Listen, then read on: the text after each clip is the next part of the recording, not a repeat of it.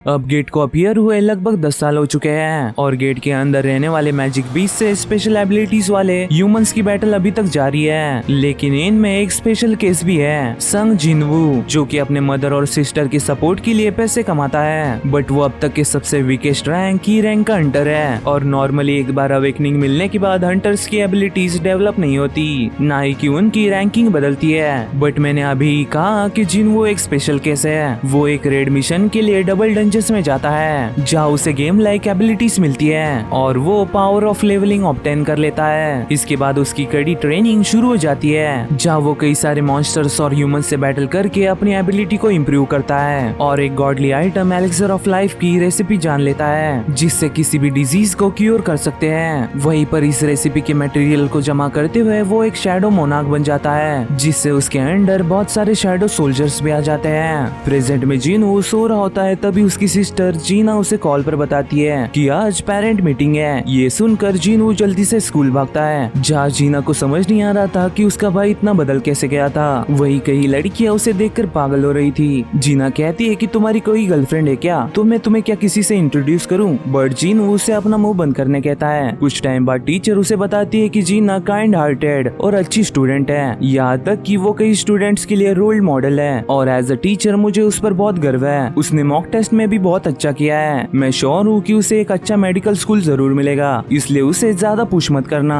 और आज के लिए इतना ही। बाय द वे, मैं तुमसे एक क्वेश्चन कर सकती हूँ? अगर एक दिन जीना अवेकेंड हो जाती है तो क्या तुम उसे हंटर का जॉब करने दोगे? इस पर जिनवू साफ साफ मना कर देता है। टीचर कहती है कि अच्छा, तो क्या मिस्टर संग आप मुझ पर एक फेवर कर सकते हो? कुछ टाइम बाद हम सोंगजी को देखते हैं जो कि जिनवू को देखकर पहचान जाती है कि वो जीना का भाई है। सोंगजी कहती है कि मैं नहीं जानती कि टीचर ने तुमसे क्या कहा है, पर मैं स्कूल वापस नहीं जाने वाली, ना ही कि मैं हंटर बनने पर गिव अप करने वाली हूँ। जिनवू कहता है कि तुम एक ई रैंक हंटर हो ना, तुम ई रैंक से अपनी लिविंग नहीं निकाल सकती। तुमने असॉल्ट टीम में पैसे कमाए होंगे, बट वो तुम्हारा लक था। सोंगजी कहती है कि अगर तुम मुझे समझाने आया हो तो अभी ही निकल जाओ, वैसे तुम भी तो एक ई रैंक हंटर हो ना। इस पर जिनवू कहता है कि मैं तुम्हें छोड़ने के लिए नहीं कह रहा, चलो मेरे साथ। दूसरी ओर हम देखते हैं कि डोंगसुक का एस रैंक हंटर भाई डोंगसू वापस साउथ कोरिया आ गया है। डोंगसू कहता है कि ये कंट्री हमेशा की तरह शैबी दिख रही है और मैंने कभी सोचा नहीं था कि हंटर एसोसिएशन का चीफ पर्सनली मुझे पिकअप करेगा। वैसे मैं इस कंट्री में ज्यादा देर तक नहीं रहने वाला। वही जिनचुल पूछता है कि तुम अपनी होमलैंड कंट्री में वापस आए सिर्फ उन दोनों लोगों को देखने के लिए? पागल मत बनो। तुम सर्वेलेंस टीम बस प्रिटेंड कर सकते हो कि तुमने कुछ नोटिस नहीं किया कि मैं उनके साथ डंजन में क्या करूंगा, पहले उसी रैंक के हंटर के साथ फिर डी रैंक वाले के साथ। क्या तुम्हें लगता है कि तुम मुझे रोक सकते हो? तुम्हारे इस बेकार एबिलिटी से तो बिल्कुल नहीं। जिनचुल कहता है कि मैं बस अपनी ड्यूटी कर रहा हूँ। मीनवाइल गुनी जोंगिन को बता रहे होते हैं कि उनके पास विंग होने के बावजूद वो समुद्र में गिरे हैं। इसका मतलब कि वो ज्यादा दूर तक नहीं उड़ सकते,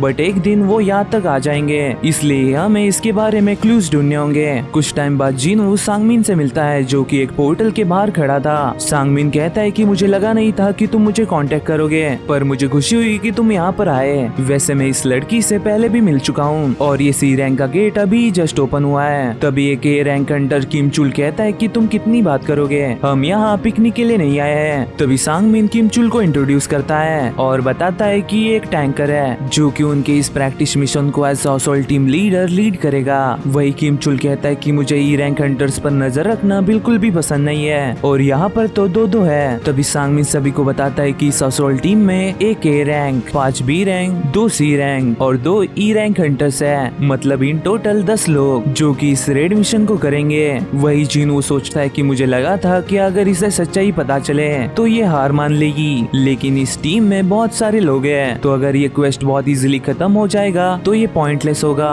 तभी उससे किचुल कहता है कि मिस्टर संग इस टाइम बस स्टैंड बाय पर रहकर बस देखना और न्यू कमर्स को ज्यादा अपॉर्चुनिटी देना। इसके बाद सभी लोग डंजन में एक के बाद एक एंटर करते हैं। एंटर करते ही जिनवू को महसूस होता है कि कुछ तो गड़बड़ है। वही हम देख पाते हैं कि वो गेट रेड गेट बन गया है। इस पर जिनवू अपनी पूरी ताकत लगाकर बाहर आकर सांगमिन से कहता है कि जल्दी से असॉल्ट टीम को कांटेक्ट करो। दूसरी ओर यूनो को समझ नहीं आता कि एक सी रैंक का gate all of sudden red gate कैसे बन गया। मैं जल्दी से वहाँ के लिए निकल रहा हूँ। मीनवाइल किमचुल सभी को बताता है कि ये एक रेड गेट है। सोंगी पूछती है कि ये रेड गेट क्या होता है। जिनवू बताता है कि रेड गेट रेगुलर गेट से डिफरेंट होता है। ये एक ऐसा डंजन होता है जहाँ तुम्हारा आउटर वर्ल्ड से कांटेक्ट हो सूझ जाता है। तुम्हें यहाँ से बाहर निकलने के लिए यहाँ तो बॉस को डिफीट करना होगा या ये कोलैप्स होने का इंतजार करना होगा। इसके बीच आउटर वर्ल्ड इंटरवीन नहीं कर सकता। मतलब चाहे कितना भी बड़ा एस रैंक हंटर ही क्यों ना हो, वो इस रेड गेट के अंदर बाहर नहीं आ सकता। और इस डंजन में बहुत सारे और स्ट्रॉन्गर बीस्ट भी अपीयर होंगे।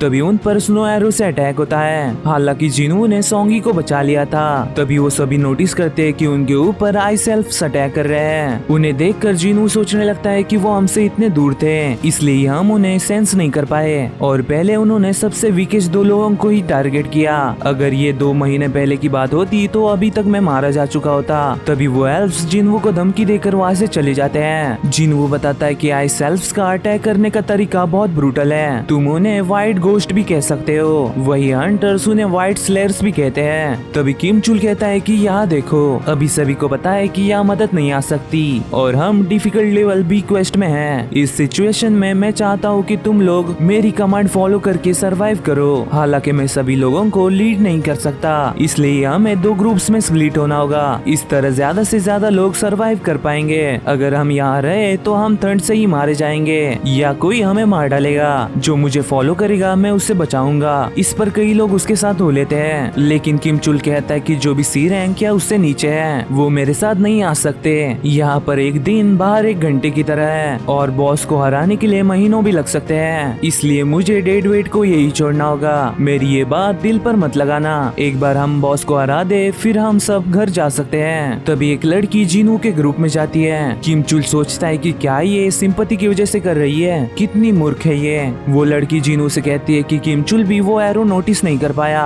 और तुम एक ही रैंक नहीं हो ना, शायद तुम एक ए रैंक हो या उससे भी ऊपर। वैसे मुझे तुम्हारे साथ काम करके खुशी होगी। फिर उन दोनों ग्रुप्स में डिसाइड होता है कि किम चुल की टीम मेन रोड की तरफ जाएगी और जिनू की टीम जंगल की तरफ। कुछ आगे किम चुल बताता है कि देखो यहाँ पर आइस बियर्स है, जिनके हाथों वो सभी रैंक्स मारे जाने वाले हैं। इस पर सभी लोग जिनू के टीम के लिए बैड फील करते हैं। वही किम चुल सोचता है कि उसके टीम में एक सी रैंक और बी रैंक ही जीन है, फिर भी मैं उसे कैप्टन क्यों मान रहा हूँ। तभी वहाँ पर कई आइस बियर्स आ जाते हैं। एक आइस बियर किम चुल पर अटैक करता है, लेकिन किम चुल उसके अटैक को इजीली ब्लॉक करके उसे काट डालता है और बाकियों से फाइट करता है। मीनवाइल ही जिन स्क्रैचेस देखकर सभी को बताती है कि ये आइस बियर्स की टेरिटरी है। इस पर जिन वो सभी को और अंदर चलने कहता है। अगर ये टेरिटरी सिर्फ आइस बियर्स की है तो हमारे दुश्मन सिर्फ आइस बियर्स होंगे और वो उन स्मार्ट आइस एल्फ से कमजोर है। ये सुनकर ही जिन समझ जाती है कि अगर यहाँ कई सारे आइस बियर्स हैं तो कोई भी स्ट्रॉन्गर मैजिक बीस्ट यहाँ नहीं आएगा। वही जिन वो देखता है कि यहाँ बहुत ठंड है, इसलिए वो अपने इन्वेंटरी से जैकेट निकाल कर सभी को देता है। ये देखकर सभी बहुत शॉक हो जाते हैं, क्योंकि नॉर्मली एक हाई रैंक का हंटर भी ज्यादा से ज्यादा 2-3 लो लेवल की आइटम्स ही कैरी कर सकता है। सोंगी पूछती है कि आखिर तुम हो कौन। इस पर जिन वो कहता है कि मैं वो हूँ जिसने तुम्हें यहाँ लाया, तो अब मेरी रिस्पॉन्सिबिलिटी है कि मैं तुम्हें प्रोटेक्ट करूँ। इसके बदले में मुझे बस कुछ पूछना मत और तुम दोनों को भी यही लागू होता है और मुझसे कुछ डिमांड मत करना।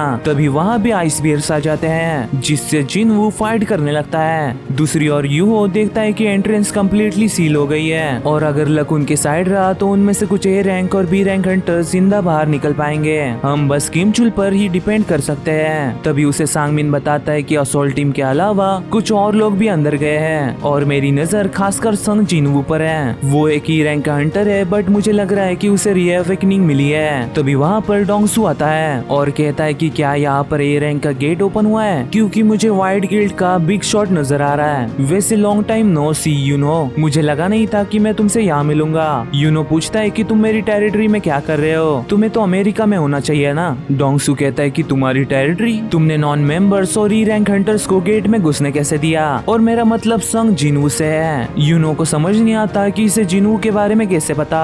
डोंगसू कहता है कि मैं इतने दूर आया और ये रेड गेट, एटलीस्ट मुझे उसे देखने तो दो। पर कोई ना, वैसे भी वो अंदर ही मरने वाला है। वही जिनचुल सोचता है कि संग जिनवू तुम लकी हो, क्योंकि गेट रेड हो गया है। अब तो डोंगसू भी तुमसे फाइट नहीं कर सकता, बट आई वंडर कि तुम वापस जिंदा आ भी पाओगे या नहीं। मीनवाइल जिनवू सभी बियर्स को इजीली निपटा देता है। वही जिन को समझ नहीं आता कि आखिर ये बंदा है क्या। कुछ टाइम बाद वो सभी लोग उन बियर्स को पकाकर खाते हैं, जबकि जिनवू उन सबको एक्सरसाइज का बताकर आइस बियर्स के लेयर में जाता है, जहाँ वो आइस बियर्स को देखकर अपने शैडो सोल्जर्स को निकाल लेता है, ऑब्वियसली इंक्लूडिंग इग्रेस। वो सभी से कहता है कि ये तुम्हारी पहली फाइट है। फिर शैडो सोल्जर्स और आइस बियर्स के बीच बहुत घमासान बैटल होने लगती है जिसमें शैडो मेजर्स की वजह से शैडो सोल्जर्स बीयर्स पर भारी पड़ते हैं। इस वजह से जिनू का माना धीरे धीरे कम होने लगता है। तभी फाइनली वहाँ पर बॉस बियर भी आ जाता है और देखते ही देखते कई शैडो सोल्जर्स को हरा देता है, जिससे जिनू का माना एकदम से 0 हो जाता है। अब फाइनली जिनू अपने एस इग्रिस को फाइट में भेजता है, जहाँ इग्रिस अपनी स्वॉर्ड निकाल कर उस बॉस से फाइट करने लगता है, जहाँ वो उसके पैर और गले को बहुत बुरी तरह से काट डालता है। बॉस फाइनल अटैक करने जाता है लेकिन इग्रिस उसे मौका नहीं देता।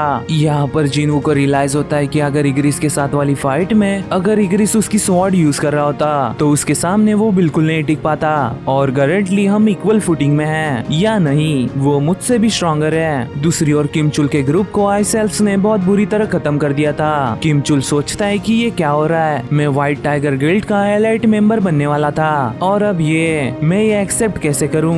वही वो उन एल्फ से डर कर भागने लगता है। वही जिनू उन बियर्स को अराइज होने के अपनी शैडो आर्मी में शामिल कर लेता है। मीनवाइल यूनो पूछता है कि कितना टाइम हो गया है। सांगमिन कहता है कि यहाँ पर 3 घंटे बट अंदर 3 दिन। इस पर डोंगसू कहता है कि मुझे लग रहा है कि संग जिनू अंदर ही मारा जाएगा, मैंने अपनी ट्रिप फालतू में बर्बाद कर दी। वैसे संग जिनू तुम्हारे व्हाइट टाइगर गिल्ड से नहीं है ना, तो फिर वो तुम्हारे असोल्ट टीम के साथ गेट के अंदर कैसे गया। सांगमिन कहता है कि वो मेरा दोस्त है और उसे सी लेवल क्वेस्ट में इंटरेस्ट था, इसलिए मैंने उसे अंदर जाने दिया। डोंगसू कहता है कि अच्छा ठीक है, तुम्हें लगा कि मैं ऐसा कहूँगा, तुम करना क्या चाहते हो, मुझे पता है कि तुम्हें नई चीजें बहुत पसंद है। तभी यूनो कहता है कि वोंग डोंगसू अभी क्या भी उसे छोड़ो। डोंगसू कहता है कि क्या एक स्मॉल कंट्री का गिल्ड मास्टर मुझे ऑर्डर्स दे रहा है। इस पर चिढ़ते हुए वो दोनों भी अपना ऑरा रिलीज कर देते हैं। ये देखकर सांगमिन सोचता है कि ये बहुत बुरा है, अगर हमने इन्हें नहीं रोका तो एस रैंक हंटर्स के बीच फाइट शुरू हो जाएगी। वही वो दोनों एक दूसरे को जोरदार पंच मारते हैं, लेकिन सही टाइम पर आकर जिनचुल उन्हें रोक लेता है और कहता है कि अगर तुमने अपनी स्ट्रेंथ रोकी नहीं होती तो मेरा हाथ टूट जाता। मुझे पता नहीं कि तुम्हें किस बात का शक है, पर 2 महीने पहले मैंने खुद संग जिनू का मैजिक पावर टेस्ट किया है, वो सच में एक ही रैंक का हंटर है और हमें इन्वेस्टिगेशन से पता चला है कि वोंग डोंगसू को मैजिक बीस्ट नहीं मारा है। इस पर डोंगसू कहता है कि ये तुम कह रहे हो, जो कि एक ऑब्वियस झूठ है, मेरे हिसाब से मिस्टर यू ने उसे मारा होगा। जिनचुल पूछता है कि तुम संग जिनू के इतने पीछे क्यों पड़े हो। डोंगसू कहता है कि वेल ऑफ कोर्स ये एक एक्सक्यूज है, किसी का खून करने की एक्सक्यूज।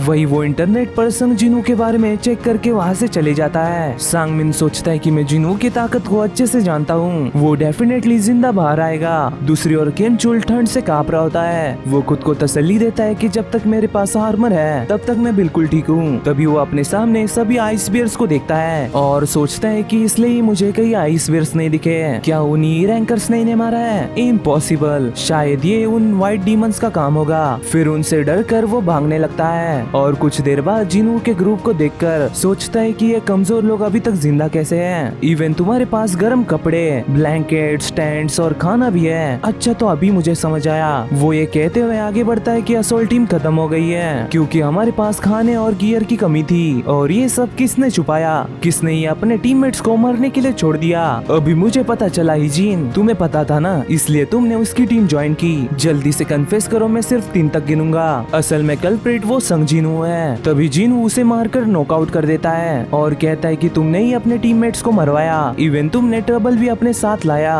वैसे सब बाहर आओ, तुम अपना स्ट्रॉन्ग प्रेजेंस नहीं छुपा सकते। तभी उसके सामने सभी आइस एल्फ्स आ जाते हैं। उनका लीडर कहता है कि इन सब कचरे में कोई तो यूजफुल निकला। जिनू कहता है कि क्या तुम हम सबको कचरा कह रहे हो। लीडर कहता है ये बहुत सरप्राइजिंग है, क्या बच्चे तुम हमारी लैंग्वेज समझ सकते हो। वही सभी को समझ नहीं आ रहा था कि जिनू को उन बीस्ट की लैंग्वेज कैसे समझ आ रही है। हालांकि जिनू समझ गया था कि ये सिस्टम की वजह से है। एल्स का लीडर बताता है कि इस बंदे ने मुझे बताया कि तुम इंसानों में एक एक्सपर्ट भी है, ये तुम्हारे साथ कम्पीट करना चाहता है। वही जिनू पलक झपकते ही उसे मार डालता है और लीडर पर अटैक करता है, लेकिन लीडर उसे इजीली डिफ्लेक्ट कर देता है। जिनू समझ जाता है कि वो इसे इजीली नहीं हरा सकता। वही लीडर कहता है कि क्लियरली तुम एक ह्यूमन नहीं हो, तो तुम ह्यूमंस का साथ क्यों दे रहे हो। शायद तुम्हें ये भी पता नहीं कि तुम हो कौन। हमें आवाजें सुनाई देती है जो हमें ह्यूमंस को मारने कहती है, बट तुम्हारे सामने हमें ऐसा कुछ नहीं सुनाई देता। मतलब कि ये सिस्टम के कमांड से सिमिलर और रिलेटेड है और शायद ये जिनू के प्लेयर होने की वजह से भी हो सकता है। लीडर कहता है कि हमें फाइट करने की कोई जरूरत नहीं, तुम्हारे पीछे के ह्यूमंस हमें दे दो और हम तुम्हारी जिंदगी बख्श देंगे। क्या सोचते हो, तुम्हें हमारा प्रपोजल अच्छा लगा। इस पर जिनू पूछता है कि तुम हो कौन और ह्यूमंस के साथ क्यों लड़ रहे हो। लीडर कुछ बताने जाता है और ग्लिच होकर फिर से वही चीजें बोलने लगता है कि तुम्हारे पीछे नीचे के ह्यूमंस हमें दे दो और हम तुम्हारी जिंदगी बख्श देंगे। जिनू नोटिस करता है कि कुछ तो गड़बड़ है। वो कहता है कि मैं तुम्हारे ऑफर को रिफ्यूज करता हूँ। लीडर कहता है कि क्या तुम हमसे पंगा लेना चाहते हो, वैसे भी तुम आउट नंबर्ड हो। इस पर हंसते हुए जिनू अपने शैडो सोल्जर्स को बाहर निकाल लेता है। सभी को समझ नहीं आता कि ये मॉन्स्टर्स आए कहाँ से, क्या ये जिनू का काम है। वही फिर दोनों भी आर्मीज में फाइट शुरू हो जाती है। इससे बाकी लोग बचकर भागने लगते हैं। तभी उन्हें कुछ एल्व्स देख लेते हैं, लेकिन जिनू उन्हें पलक झपकते ही मार डालता है और सोचता है कि मेरे सोल्जर्स मर नहीं सकते, बट उन्हें माना पावर की जरूरत पड़ती है और मेरा माना खत्म हो रहा है। उस पे उनका बॉस मुझसे भी स्ट्रॉन्गर लग रहा है। इवन मैं और इग्रिस मिलकर भी शायद हम इसे नहीं हरा सकते। नॉर्मल सोल्जर से ये फाइट खत्म नहीं होगी, मुझे कुछ और स्ट्रॉन्गर कॉम्बैट पावर चाहिए। तभी लीडर खुद को इंट्रोड्यूस करता है और बताता है कि मेरा नाम बारूका है। फिर जिनू और बारूका के बीच फियर्स बैटल शुरू हो जाती है, जहाँ पर बारूका जिनू पर भारी पड़ रहा था। तभी जिनू अपने मेजे से उस पर एक बड़ा फायरबॉल अटैक करता है। किमचुल याद करता है कि उसने लास्ट टाइम आवाज जिनू की सुनी थी। वो गुस्से में जिनू पर अटैक करने जाता है। वही बारूका भी जिनू को मारने आगे बढ़ता है और कहता है कि इवन ह्यूमंस ने भी तुम्हें बिट्रे कर दिया। तभी उसके सामने स्मोक में से एक न्यू शैडो निकलता है, क्योंकि जिनू ने पहले ही इग्रिस की मदद से किमचुल को मार दिया था। किमचुल कहता है कि तुम्हें पहले से ही पता था ना कि मैं यहाँ आऊंगा। फिर जिनू उसे भी अपना शैडो बना लेता है और वो शैडो बारूका के अटैक को इजीली ब्लॉक कर लेता है। वही जिनू उससे कहता है कि आज से मैं तुम्हें आयरन बुलाऊंगा। इससे और भी एक्साइटेड होकर बारूका आयरन पर अटैक कर देता है और आयरन की स्लो स्पीड की वजह से उसके साथ खेलने लगता है। दूसरी ओर सोंगी पूछती है कि ऐसे हंटर्स लड़ते हैं। ईजिन कहती है कि अगर ऐसे लड़ते होते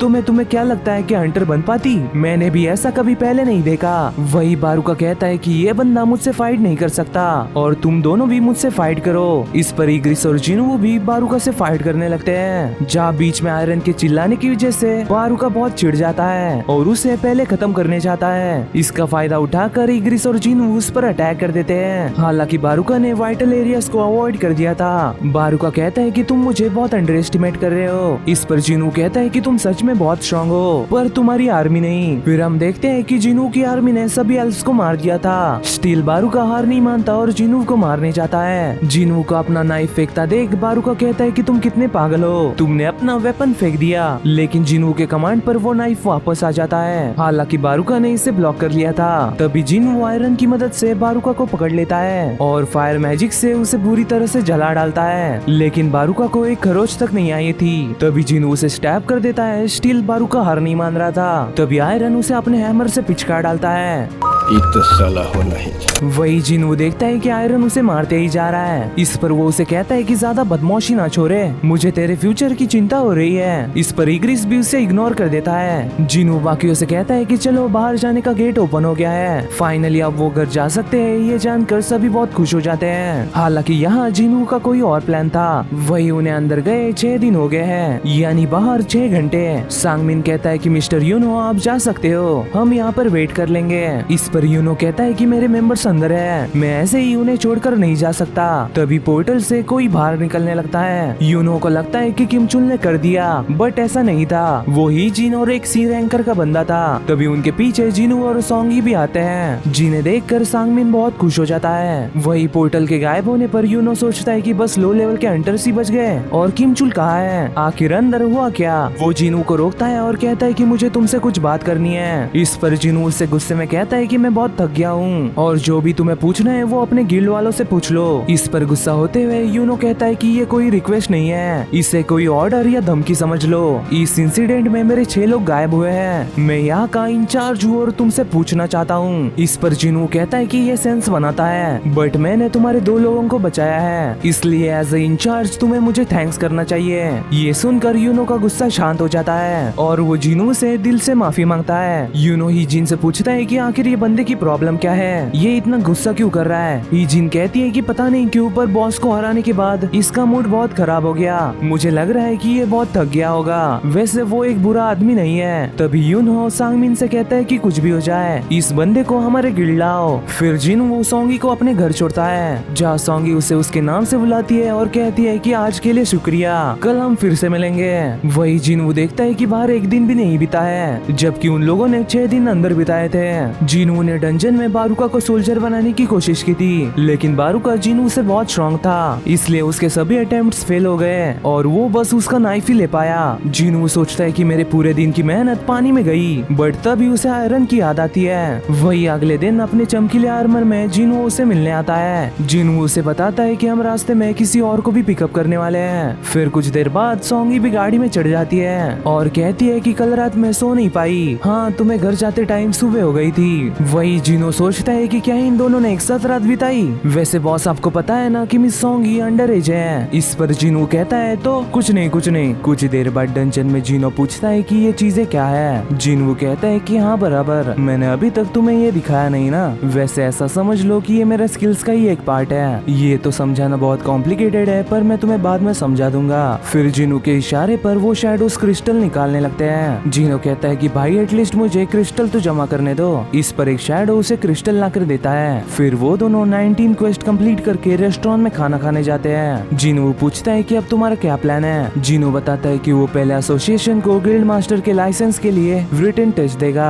और उसे एज बार्गेनिंग चिप यूज करके उसके फादर को मनाएगा। वैसे तुम क्या करोगे। जिनू कहता है कि मैं कुछ काम के लिए बाहर जा रहा हूँ, इसलिए तुम मुझे कुछ टाइम तक कांटेक्ट नहीं कर पाओगे और तुम मुझे ऐसे क्यों देख रहे हो। जिनू कहता है कि भाई अगर मैं तुम्हें अनोइंग लग रहा हूँ तो पहले ही बता दो, मैं तुम्हें बॉदर नहीं करूंगा। मेरा एक भाई है जो मुझसे 10 साल बड़ा है, पर वो मुझे पसंद नहीं करता। हमने साथ में भाइयों की तरह कभी भी टाइम नहीं बिताया। उसके कंपेयर में ना ही कि तुमने बस मुझे बचाया, बल्कि मेरी रिक्वेस्ट भी एक्सेप्ट की। मैं सच में विश करता हूँ कि तुम मेरे भाई होते हैं। इस पर जिनू उसे बियर देते हुए कहता है कि अच्छा ऐसा है तो आज से तुम मेरे छोटे भाई। ये सुनकर जिनो बहुत इमोशनल हो जाता है। फिर सुबह जिनू जीना को ये बताकर बाहर जाता है कि वो 5 दिनों के लिए बाहर जा रहा है। जीना पूछती है कि क्या तुम ट्रिप पर जा रहे हो और तुम्हारे साथ कौन है। जिनू कहता है कि मैं एक दोस्त के साथ जा रहा हूँ। अरे तुम्हारी गर्लफ्रेंड कब बनी। दूसरी ओर एक कोरियन हंटर यूएस जा पहुँचता है, जिसकी औरत से कई लोग बेहोश हो गए थे। वो हंटर कहता है कि चिंता मत करो, वो लोग बस बेहोश हुए हैं। पर वो बंदा कोरियन था, इसलिए दूसरा बंदा उसकी बातें समझ नहीं पाता। हालांकि वो अपने टूटी फूटी इंग्लिश में कहता है कि I am human, I want to go home. फिर कुछ देर बाद उसे अरेस्ट किया जाता है। एजेंट बताता है कि वो खुद को as a foreign hunter claim करता है और बताता है कि वो 10 साल से गेट में ट्रैप था और बाहर नहीं निकल पा रहा था। फिर उसने खुद को यूएस के अंदर जाने वाले गेट में देखा। वो इंग्लिश बोल नहीं सकता, इसलिए हम उसका कुछ पता नहीं लगा पा रहे और ये इंटरप्रेटर असिस्टेड इंटरोगेशन भी पेंडिंग है। हम ये कह सकते हैं कि ये एक ह्यूमनॉइड मैजिक बीस्ट है। हमने वॉशिंगटन से एक एस रैंक हंटर को बुलाया है जो कि इसकी ही कंट्री का है। यहाँ पर वो दोनों डोंगसू की बात कर रहे थे। एजेंट बताता है कि इसका नाम प्रोनाउंस करना थोड़ा मुश्किल है, पर वो खुद को संग इलवान कहता है। मीनवाइल जिनो उसके फादर को अपना गिल्ड उसे हैंड ओवर करने कहता है। उसका फादर कहता है कि तुमने जिन संग का प्लान सुना है ना, फिर भी तुम ऐसी रिक्वेस्ट क्यों कर रहे हो। जिनो कहता है कि मेरे भाई का प्लान है कि वो एक आउटसाइडर को गिल्ड का मास्टर बनाएगा, पर ये हमारी कंपनी के लिए बहुत रिस्की हो सकता है। फादर कहते हैं कि वो संग जिनू है ना, डबल डंजन इंसिडेंट, वांग डोंगसुक के टीम का एनाइलेशन और सुपरविजन डिपार्टमेंट के प्रिजनर को मारने का इंसिडेंट, वो इन तीनों में इन्वॉल्व था। इवन वो तुम्हारे ऑर्गेनाइज किए हुए रेड्स में भी पार्टिसिपेट करता है और वो 5 दिन पहले हुए व्हाइट टाइगर गिल्ड के रेड गेट इंसिडेंट में भी था। लोगों का मानना है कि उसने इन सभी सर्वाइवर्स को बाहर लाया और सच बताना तुमने उसकी मदद से ही गिल्ड मास्टर लाइसेंस ऑब्टेन किया है ना, और तुम्हें उसे अपने गिल्ड का मास्टर बनाना है। फिर भी जिनो उसके फादर को यूजिन गिल्ड देने कहता है। फादर कहते हैं कि मैं तुम्हें कोशिश करने दे सकता हूँ, पर एक कंडीशन पर। मैंने सुना है कि उस रेड गेट इंसिडेंट के बाद व्हाइट टाइगर गिल्ड भी उसे सीक्रेटली रिक्रूट करना चाहती है, बट ऐसा होने से पहले तुम्हें उसे अपने गिल्ड में ज्वाइन कराना होगा। इसके लिए जिनो मान जाता है। दूसरी ओर सांगमिन जिनू का उसके घर के बाहर इंतजार कर रहा था। वो अपने असिस्टेंट को बताता है कि जिनू कहीं बाहर गया है और घर में सिर्फ उसकी बहन है। उसने कोई भी मिशन में रिसेंटली पार्टिसिपेट नहीं किया और उसका बॉर्डर क्रॉस करने का भी कोई रिकॉर्ड नहीं है। उसकी एसोसिएशन ने लास्ट ट्रैक की हुई लोकेशन बताती है कि वो अर्बन एरिया के सेंटर में था एंड आई वंडर कि वो अब कहाँ होगा। वही जिनू याद करता है कि सरबरस से फाइट करते टाइम वो 20 लेवल का था, पर अब उसका लेवल इससे 3 गुना ज्यादा है। मतलब अब वो डीमंस को इजीली डिफीट कर सकता है। वो अंदर एंटर करता है और देखता है कि अब उसे डीमन सोल्स कलेक्ट करनी है और वो भी 10,000 सोल्स। पर आज या जिनू किसी दूसरे काम से आया था, इसलिए उसके सामने 10,000 हो या 1 लाख, वो ये काम करके ही रहेगा। वो सभी मॉन्स्टर्स को मारकर देखता है कि फॉर सम रीजन वो उनकी शैडोज को एक्सट्रैक्ट नहीं कर पा रहा। तभी उसे एंट्री पास मिलता है जो कि किसी भी फ्लोर पर जाने का एक परमिट है, पर वो इसे सिर्फ एक ही बार यूज कर सकता करता था, इसलिए वो इसे संभाल कर रख देता है और सोचता है कि ये सिटी बहुत बड़ी है, इससे पैदल पार करना बहुत टायरिंग रहेगा। इसलिए वो उन आइस बियर्स के बॉस को निकालता है और सोचता है कि सच में तुम बहुत बड़े हो यार। वही वो बियर उन मॉन्स्टर्स के बीच से चार्ज करते हुए निकलता है। ये देखकर तो जिनू भी बहुत इम्प्रेस हो जाता है और उसका नाम टैंक रख देता है। दूसरी ओर हम स्विमिंग कर रहे चाय यन को देखते हैं, जिसे देखकर कुछ लड़कियां उसके सुंदरता की तारीफ करने लगती है। वही वो जोंग इन के साथ के मीटिंग को याद करती है, जहाँ जोंग इन कुछ लोगों को ही उन पंखों वाले एंट्स के बारे में बताना चाहता था। चायन कहती है कि इसकी जगह हम सभी को ही इसके बारे में क्यों ना बता दे। जोंग इन बताता है कि ये ऑर्डर एसोसिएशन की तरफ से है। उनका मानना है कि अगर इसे अभी डिस्क्लोज किया गया तो इससे अननेसेसरी पैनिक फैलेगा, पर चिंता मत करो, हमें भी अपनी पावर बिल्ड करनी होगी जिससे हम इस कंट्री की लार्जेस्ट गिल्ड बनकर सभी रिस्पॉन्सिबिलिटीज ले सके। जिनू सोचता है कि इसकी को ऑब्टेन करने के बाद मुझे चिंता थी कि ये जगह एक एस रैंक डंजन होगा और देखने से लगता है कि यहाँ जो डीमंस अपीयर हो रहे हैं वो बस बी रैंक के ऊपर वाले हैं। वो ग्रेट नंबर्स में आते हैं और भी स्ट्रॉन्ग होते जाते हैं, बट अब जब मेरे पास परमिट है इसलिए मैं बिना चिंता उन्हें मारने पर फोकस कर सकता हूँ। और अगर ये डीमन कासल का स्ट्रक्चर ओरिजिनल टावर से सेम है तो यहाँ पर भी 100 फ्लोर्स होंगे एंड आई वंडर कि टॉप फ्लोर पर पहुँचने के बाद मैं और कितना स्ट्रॉन्ग बनूंगा। और मैंने जीना को भी प्रॉमिस किया है तो आज की ये मेरी बैटल टाइम के साथ होगी। वो देखते ही देखते 10,000 सोल्स जमा कर लेता है और 15 फ्लोर पर एक जायंट डीमन के सामने आकर अपने शैडोज को रिलीज करता है और उनसे कहता है कि बस उस बड़े जायंट डीमन को छोड़कर सभी को मारो। फिर उन दोनों आर्मीज में फाइट शुरू हो जाती है। जिनू बताता है कि इंटेलिजेंस इंक्रीज करने की वजह से वो और भी सोल्जर्स निकाल पा रहा है और माना को प्रिजर्व भी कर पा रहा है। और ये मोटा कितने टाइम तक ऐसे बैठे रहेगा, अगर ये हिला नहीं तो मुझे ही पहले इस पर अटैक करना होगा। तभी वो डीमन जिनू के शैडोज पर अटैक कर देता है। जिनू उसे ऐसा बोलते हुए एक जोरदार पंच मारता है कि तुमने उनके साथ क्या किया। वही वो सोचता है कि मैंने बस उसे एक पंच मारा था, क्या मैंने ज्यादा पॉइंट स्ट्रेंथ में डाल दिए। तभी वो डीमन भी अपनी स्किल यूज करता है जो कि सरबरस ने भी की थी, लेकिन सही टाइम पर जिनू आयरन से शील्ड मांग कर उस डीमन के अटैक को ब्लॉक कर लेता है, जो कि वो अपने इतने बड़े साइज के बावजूद भी बहुत फास्ट कर पा रहा था। लेकिन मौका देखकर जिनू उस पर अटैक करने जाता है। हालांकि वो डीमन जिनू के मूव्स को पढ़ पा रहा था। जिनू सोचता है कि मैं सिर्फ उसके एक ही जगह पर अटैक कर सकता हूँ और वो है उसका छोटा सर। फिर वो उससे भागते हुए सोचता है कि मुझे कैसे भी इसके अजीब मोमेंट्स को रोकना होगा, बट कैसे। तभी वो सामने वाली बिल्डिंग पर चढ़ जाता है, जिससे वो डीमन अपने स्पीड की वजह से बिल्डिंग से टकरा जाता है और जिनू उसे अपने रेड ब्लेड से मार डालता है। आगे जाकर वो meets the guide of souls के आर्मी को भी मारकर उस इमॉर्टल डीमन को भी बटर की तरह काट डालता है। अब उसका खाना 75th फ्लोर पर खत्म हो गया था, इसलिए वो और आगे नहीं जाता। पर इस टाइम उसे बहुत अच्छी चीजें मिली थी, जैसे कि उस स्केलेटन को मारने के बाद उसका नेकलेस, 15 फ्लोर पर ये इयररिंग्स और डिस्प्ले देखने से लगता है कि यहाँ पर और एक बॉस लेवल मैजिक बीस्ट होगा। वही उसे एक रेड बॉल भी मिला था, जो कि उसके तो कोई काम का नहीं था, बट अगर वो उसे अपने मैजिक सोल्जर्स को दे तो उनकी मैजिक पावर डबल हो सकती है। फिर उसे कर्स्ड रैंडम लूट बॉक्स से और एक डंजन की मिलती है, जिसकी इंफॉर्मेशन अनक्लियर थी। हालांकि उसने 15 फ्लोर से और 75th फ्लोर से एलेक्सर ऑफ लाइफ बनाने के लिए 2 मटेरियल ऑब्टेन कर लिए थे और अब उसे अपनी मदर को बचाने के लिए सिर्फ एक ही मटेरियल चाहिए था। दूसरी ओर डोंगसू यूएस पहुंचकर कहता है कि मैं बिलीव नहीं कर सकता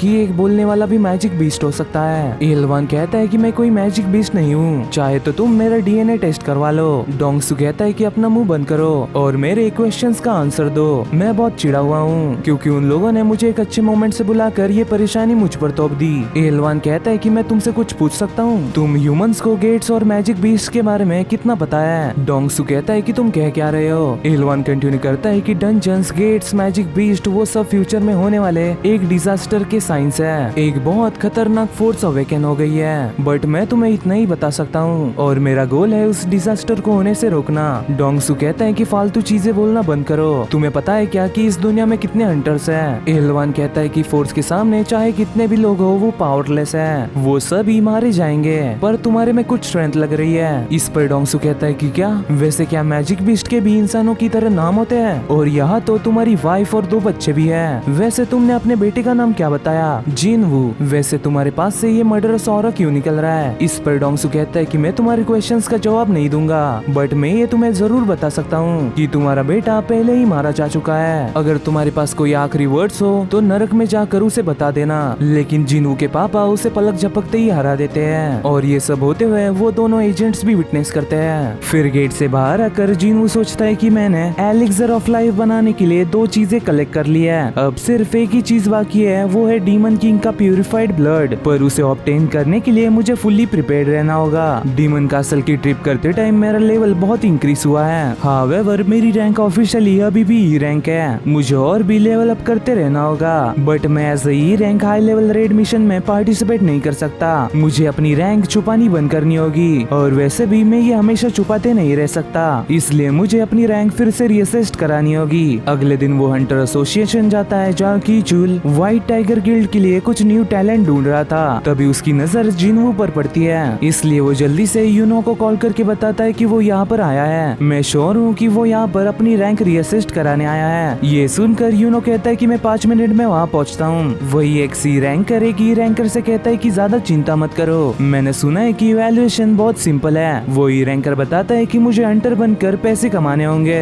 उन पैसों से मैं अपनी वाइफ और बेटी के साथ रह सकता हूँ जो मुझे छोड़कर चले गए हैं। सी रैंकर कहते हैं कि देखो, जब तक तुम्हें डी रैंक के उससे ऊपर की रैंक मिलती है तो वहाँ पर खड़ा गिल्ड स्टाफ तुम्हें इनविटेशन ऑफर देगा और सब ठीक रहेगा। जब तक तुम्हें ई रैंक न मिले तुम उससे अपनी लाइफ नहीं निकाल पाओगे। वही जिनवू सोचता है कि एक टाइम पर वो भी एक ई रैंकर था। तभी उसे अंदर बुलाया जाता है। वो लड़की उससे सभी डिटेल्स लेकर उसे बताती है कि अपना हाथ उस ब्लैक क्रिस्टल पर रखो और इंतजार करो। जिनवू ऐसा ही करता है पर मशीन में एरर आता है। वो फिर से ट्राई करता है बट फिर से एरर आ जाता है। तभी उसका हायर अप पूछता है कि क्या हुआ। वो लड़की बताती है कि मशीन के साथ कुछ तो गड़बड़ है, हम जितनी भी बार कोशिश कर रहे हैं लेकिन मशीन रिजल्ट नहीं बता रही। डायरेक्टर मशीन चेक करता है और समझ जाता है कि ये मशीन की प्रॉब्लम नहीं है बल्कि इस बंदे की मैजिक पावर मशीन के लिमिट को एक्सीड कर रही है, मतलब कि ये इस कंट्री का 10th एस रैंक हंटर है। मीनवाइल जोंग इन जिनचुल से पूछता है कि उन पंखों वाले एंट्स पर रिसर्च कैसे चल रही है। जिनचुल बताता है कि इन्वेस्टिगेटिव डिपार्टमेंट ने उन पर ऑटोप्सी कंडक्ट किया है, उनके इंटरनल स्ट्रक्चर्स और मैजिकल पावर ये स्पीसीमेंस के कंपेयर में बहुत स्ट्रॉन्ग है, बट अभी कंक्लूजन पर पहुंचने में बहुत टाइम है। जोंगिन कहता है कि अच्छा, पर आजकल बहुत सारी चीजें हो रही है, मैंने उस रेड गेट के इंसिडेंट के बारे में भी सुना है। व्हाइट टाइगर गिल्ड ने एक नॉन मेंबर को रेड मिशन में पार्टिसिपेट करने के लिए अलाउ किया, इवन उन्होंने उस डंजन बॉस को भी उसे हराने दिया।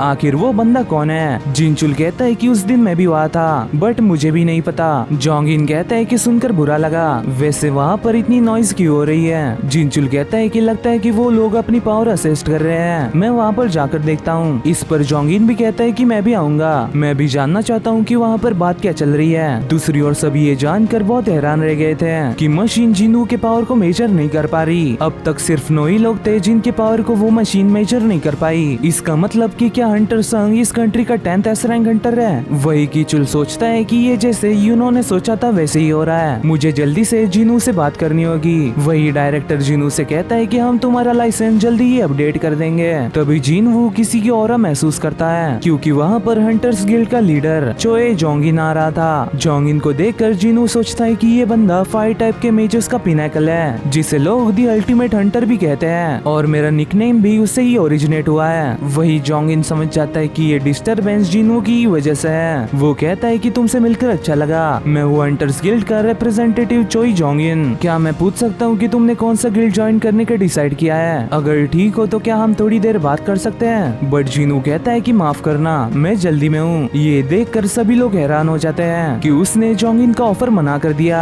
जोंगिन कहता है कि मिस्टर वू, मैंने उसे बताया ना कि मैं कौन हूँ। हाँ तुमने बताया। और जिनू सच में एक एस रैंक हंटर निकला। वो बिना किसी ट्रेस के गायब हो गया, लगता है कि वो एक असैसिन टाइप का हंटर है। तभी वहाँ पर भागते भागते यूनो आता है। यूनो को देखकर जोंगिन को उसके सवाल का जवाब मिल जाता है। वो सोचता है कि व्हाइट टाइगर गिल्ड यहाँ से पास नहीं है, फिर भी वो भागते भागते यहाँ आया, मतलब कि संग जिनवू सच में इसके वर्दी होगा। इसका ही मतलब ये होता है कि संग जिनवू ही वो नॉन मेंबर था जिसने रेड गेट को अकेले कॉन्कर किया। तभी यूनो जोंगिन को देखकर हैरान हो जाता है और सोचता है कि सभी लोगों में उसे ही ये पता लगना था। वही जिनवू अपने मदर को देखकर सोचता है कि ऐसा लग रहा है कि आप किसी भी मोमेंट होश में आ जाओगे, माँ मेरा थोड़ा और इंतजार करना। बाहर उससे जिनचुल कहता है कि तुमने मुझे रियलाइज करवाया कि मैं कितना अंधा हूँ। हमारे सर्विलेंस डिवीजन पर टास्क है हंटर्स को मॉनिटर करने का और उन्हें पनिश करने का जो लॉस को ब्रेक करते हैं। मैं अपने लोगों को जज करने के एबिलिटी पर बहुत कॉन्फिडेंट था। जिनवू पूछता है कि क्या मैं भी ऑब्जेक्ट ऑफ सर्विलेंस हूँ? जिनचुल कहता है कि हम तुम्हें एज ए क्रिमिनल मॉनिटर नहीं कर रहे हैं और सर्विलेंस डिवीजन ही एक है जो हंटर्स को कंट्रोल कर सकती है। हावेवर एस रैंक हंटर्स के सामने हम भी पावरलेस है, इसलिए कोई तुमसे मिलना चाहता है। तभी अंधेरे में से हंटर एसोसिएशन के प्रेसिडेंट गो गनी बाहर आते हैं। फिर गनी उसे एस रैंक बनने के लिए कांग्रेचुलेट करते हैं और सीधे पॉइंट पर आकर कहते हैं कि हंटर एसोसिएशन खुद में ही बहुत बड़ी है, बट हमारे पास कुछ ही ग्रेट हंटर्स हैं। ज्यादातर हंटर्स हायर स्टेटस और इनकम के लिए बड़े बड़े गिल्ड ज्वाइन करते हैं और चीफ वू भी एसोसिएशन के टॉप एक्सपर्ट्स में से ही एक है, बट वो सिर्फ एक के रैंक है। मैं पॉइंट पर आता हूँ, क्या तुम हम में से एक बनोगे? मैं तुम्हारे लिए एसोसिएशन में एक अच्छी इंपॉर्टेंट पोजीशन अरेंज करूंगा। और अगर सच कहूँ तो इस कंट्री को अभी गवर्नमेंट सपोर्ट नहीं करती, बल्कि वो हंटर्स करते हैं जो पब्लिक को मैजिक बीस्ट से प्रोटेक्ट करते हैं। और इनके बीच 5 मेजर गिल्ड्स हैं, बट ये पांचों भी बैलेंस को बेयरली मेंटेन कर पा रहे हैं। जैसे ही तुम एक को ज्वाइन करोगे तो ये बैलेंस पूरी तरह से खत्म हो जाएगा। इसलिए इस कंट्री की भलाई के लिए हंटर एसोसिएशन को 6th पावर बनना ही होगा, जिससे वो उन पांचों को कंट्रोल कर पाए। तुम्हारे पास पावर है, इसलिए हम चाहते हैं कि तुम हमें ज्वाइन करो। क्या सोचते हो? इस पर जिनू सोचता है कि अगर मैंने ये ऑफर एक्सेप्ट कर लिया तो मेरी लाइफ पूरी तरह से बदल जाएगी और गवर्नमेंट और मीडिया को चेयरमैन की ही बातें सुननी होगी। एंड एज अ हंटर वो बहुत ज्यादा ही स्ट्रॉन्ग है। इतना ही नहीं, वो इस कंट्री के पहले एस रैंक हंटर है जो अवेकन हुए थे। उनकी फिजिक देखने से लगता नहीं कि वो 80 साल के ऊपर होंगे, बट फ्रंट लाइन से पीछे हटने के बाद वो लगभग मेरे लेवल के हैं। अगर मैं इनका इनविटेशन एक्सेप्ट करता हूँ तो मेरी न्यू लाइफ शुरू हो सकती है। बट वो कुछ सोचने के बाद कहता है कि माफ करना, मैं आपका ऑफर रिफ्यूज करता हूँ। ये सुनकर गनी सोचने लगते हैं कि आखिर तुमने भी पैसा ही चुना। बट जिनू कहता है कि मैं बैटल के लिए ठीक हूँ। क्या तुम्हारा मतलब तुम बस मैजिक बीस्ट से फाइट करना चाहते हो? जिनू कहता है कि हाँ, मेरी जगह ये डंजन में ही है। गनी सोचने लगते हैं कि क्या इसने यही चूज किया है? बहुत साल हो गए हैं जब मैंने ऐसा फील किया हो। अगर मैं 10 साल और छोटा होता तो मैं इसके साइड से फाइट करता। गनी कहते हैं कि ठीक है, मैं तुम्हें और फोर्स नहीं करूंगा। जिनू कहता है कि मेरी छोटी बहन घर पर है, इसलिए मुझे जाना होगा। उसके जाने के बाद गनी कहते हैं कि तुम्हें पता है कि मैं कितना डिसअपॉइंटेड हूँ जब मुझे पता चला कि एक एस रैंक हीलर भी एजिंग को क्योर नहीं कर सकता। अभी के मेरे सभी अपॉइंटमेंट कैंसिल कर दो, मैं नहीं चाहता कि कोई मुझे डिस्टर्ब करे। वैसे चीफ वू मेरे साथ ड्रिंक करोगे? मैं नहीं करता। गनी कहते हैं कि ठीक है, बट आई वंडर जिनू को ड्रिंक करना पसंद होगा या नहीं। वही जिनू सोचता है कि हंटर एसोसिएशन ज्यादातर डी और ई रैंक के डंजन को हैंडल करती है, बट मुझे जल्द से जल्द लेवल अप करके अपने मदर को क्योर करना होगा। कुछ टाइम बाद हम डोंगसू को देखते हैं जो कहता है कि डिप्यूटी डायरेक्टर, तुम्हें मेरे जैसे लूजर से क्या चाहिए? डायरेक्टर कहते हैं कि मुझे तुमसे कुछ डायरेक्टली पूछना है। वो संग इलवान नाम का बंदा क्या सच में एक मैजिक बीस्ट है? इस पर उसे याद करते हुए डोंगसू कहता है कि तुम्हें क्या लगता है कि क्या वो कोई इंसान की पावर थी? मुझसे कोई गलती नहीं हुई, वो पक्का एक मैजिक बीस्ट है। डायरेक्टर जाते हुए कहता है कि अच्छा, अब तुम आराम करो और डिस्चार्ज होने के बाद एडमिनिस्ट्रेशन में आओ। डोंगसू पूछता है कि फिर उस बंदे का क्या? डायरेक्टर कहते हैं कि एडमिनिस्ट्रेशन उसे ट्रैक कर रही है, बट जबकि उसने तुम्हें हराया है तो हम ये कह नहीं सकते कि वो कब पकड़ा जाएगा। उसके जाते ही डोंगसू इलवान की बात याद करता है। इलवान कहता है कि मेरे फैमिली के पास मत आना, मैं ये तुम्हारी ही भलाई के लिए कर रहा हूँ, तुम मेरी बात याद रखना, तुम मुझसे मरने के बाद भी नहीं बच सकते। ये याद करके डोंगसू बहुत चिढ़ जाता है और सोचता है कि मैं बहुत बुरी तरह हारा, बट मुझे पता है कि वो कहाँ जाएगा। मुझे बस इक्विपमेंट चाहिए, एक आर्टिफैक्ट जो उसे क्रश कर सके। आर्टिफैक्ट से मैन मेड रेलिक है। हंटर वर्ल्ड में ये हाई लेवल के इक्विपमेंट्स होते हैं जो स्किल्ड क्राफ्ट्समैन भी नहीं बना सकते। आज की दुनिया में इन्हें ऑनलाइन ऑक्शन में खरीदा जा सकता है। वही जिनो सोचता है कि ये सब इतने महंगे क्यों है, बट डीमन कासल को कॉन्कर करने के लिए मुझे इक्विपमेंट चाहिए होंगे, पर स्टोर पर जो चीजें हैं वो मुझे पसंद नहीं आ रही। तभी उसे रेड बॉल की याद आती है। वो बताता है कि मार्केट में मिलने वाले हाई लेवल के इक्विपमेंट्स भी 20 या 30% पावर इंक्रीज करते हैं, लेकिन ये बॉल मैजिक डैमेज को डबल कर सकता है। इसका मतलब ये हाई प्राइस में बिकेगा, बट एक ही रैंक के हाथों में ये होगा तो सवाल उठेंगे कि आखिर ये मुझे मिला कहाँ से। अगर मेरे पास एक ए रैंक के गेट में एंटर करने का रिकॉर्ड हो तो मैं उसे एज ए एक्सक्यूज यूज कर सकता हूँ, बट ऐसे ही रैंकर में हाई लेवल रेड मिशन में पार्टिसिपेट नहीं कर सकता। तभी उसे पता चलता है कि एक गिल्ड माइनिंग टीम रिक्रूट कर रही है। अगले दिन गुनी जिनू की इंफॉर्मेशन देख रहे होते हैं। वो कहते हैं कि ये फोटो में बिल्कुल अलग लग रहा है, क्या ये कोई फॉल्स रैंकर है? जिनचुल बताता है कि रिकॉर्ड्स दिखाते हैं कि वो पहले बहुत बार क्रिटिकली इंजर्ड हुआ है, इसका मतलब वो फॉल्स रैंकर नहीं है। गुनी कहते हैं कि बार बार हॉस्पिटल जाना आना, वो अभी तक जिंदा है, ये चमत्कारी है। जिनचुल बताता है कि अपने सिक मदर के मेडिकल एक्सपेंसेस और अपनी छोटी बहन के ट्यूशन फीस भरने के लिए वो फंड्स जमा करके अपने फैमिली को को अकेले संभालता है। ऐसा देखना आज की दुनिया में बहुत रेयर है। वो सच में एक डिवोटेड बंदा है। वैसे मुझे न्यूज मिली है कि उसने हंटर्स गिल्ड के एक रेड मिशन को ज्वाइन किया है। ये सुनकर गनी शॉक हो जाते हैं, क्योंकि जिन्हों ने कहा था कि वो कोई भी गिल्ड ज्वाइन नहीं करेगा, बट वो भी ह्यूज साइनिंग बोनस पाने की टेम्पटेशन को रेजिस्ट नहीं कर पाया।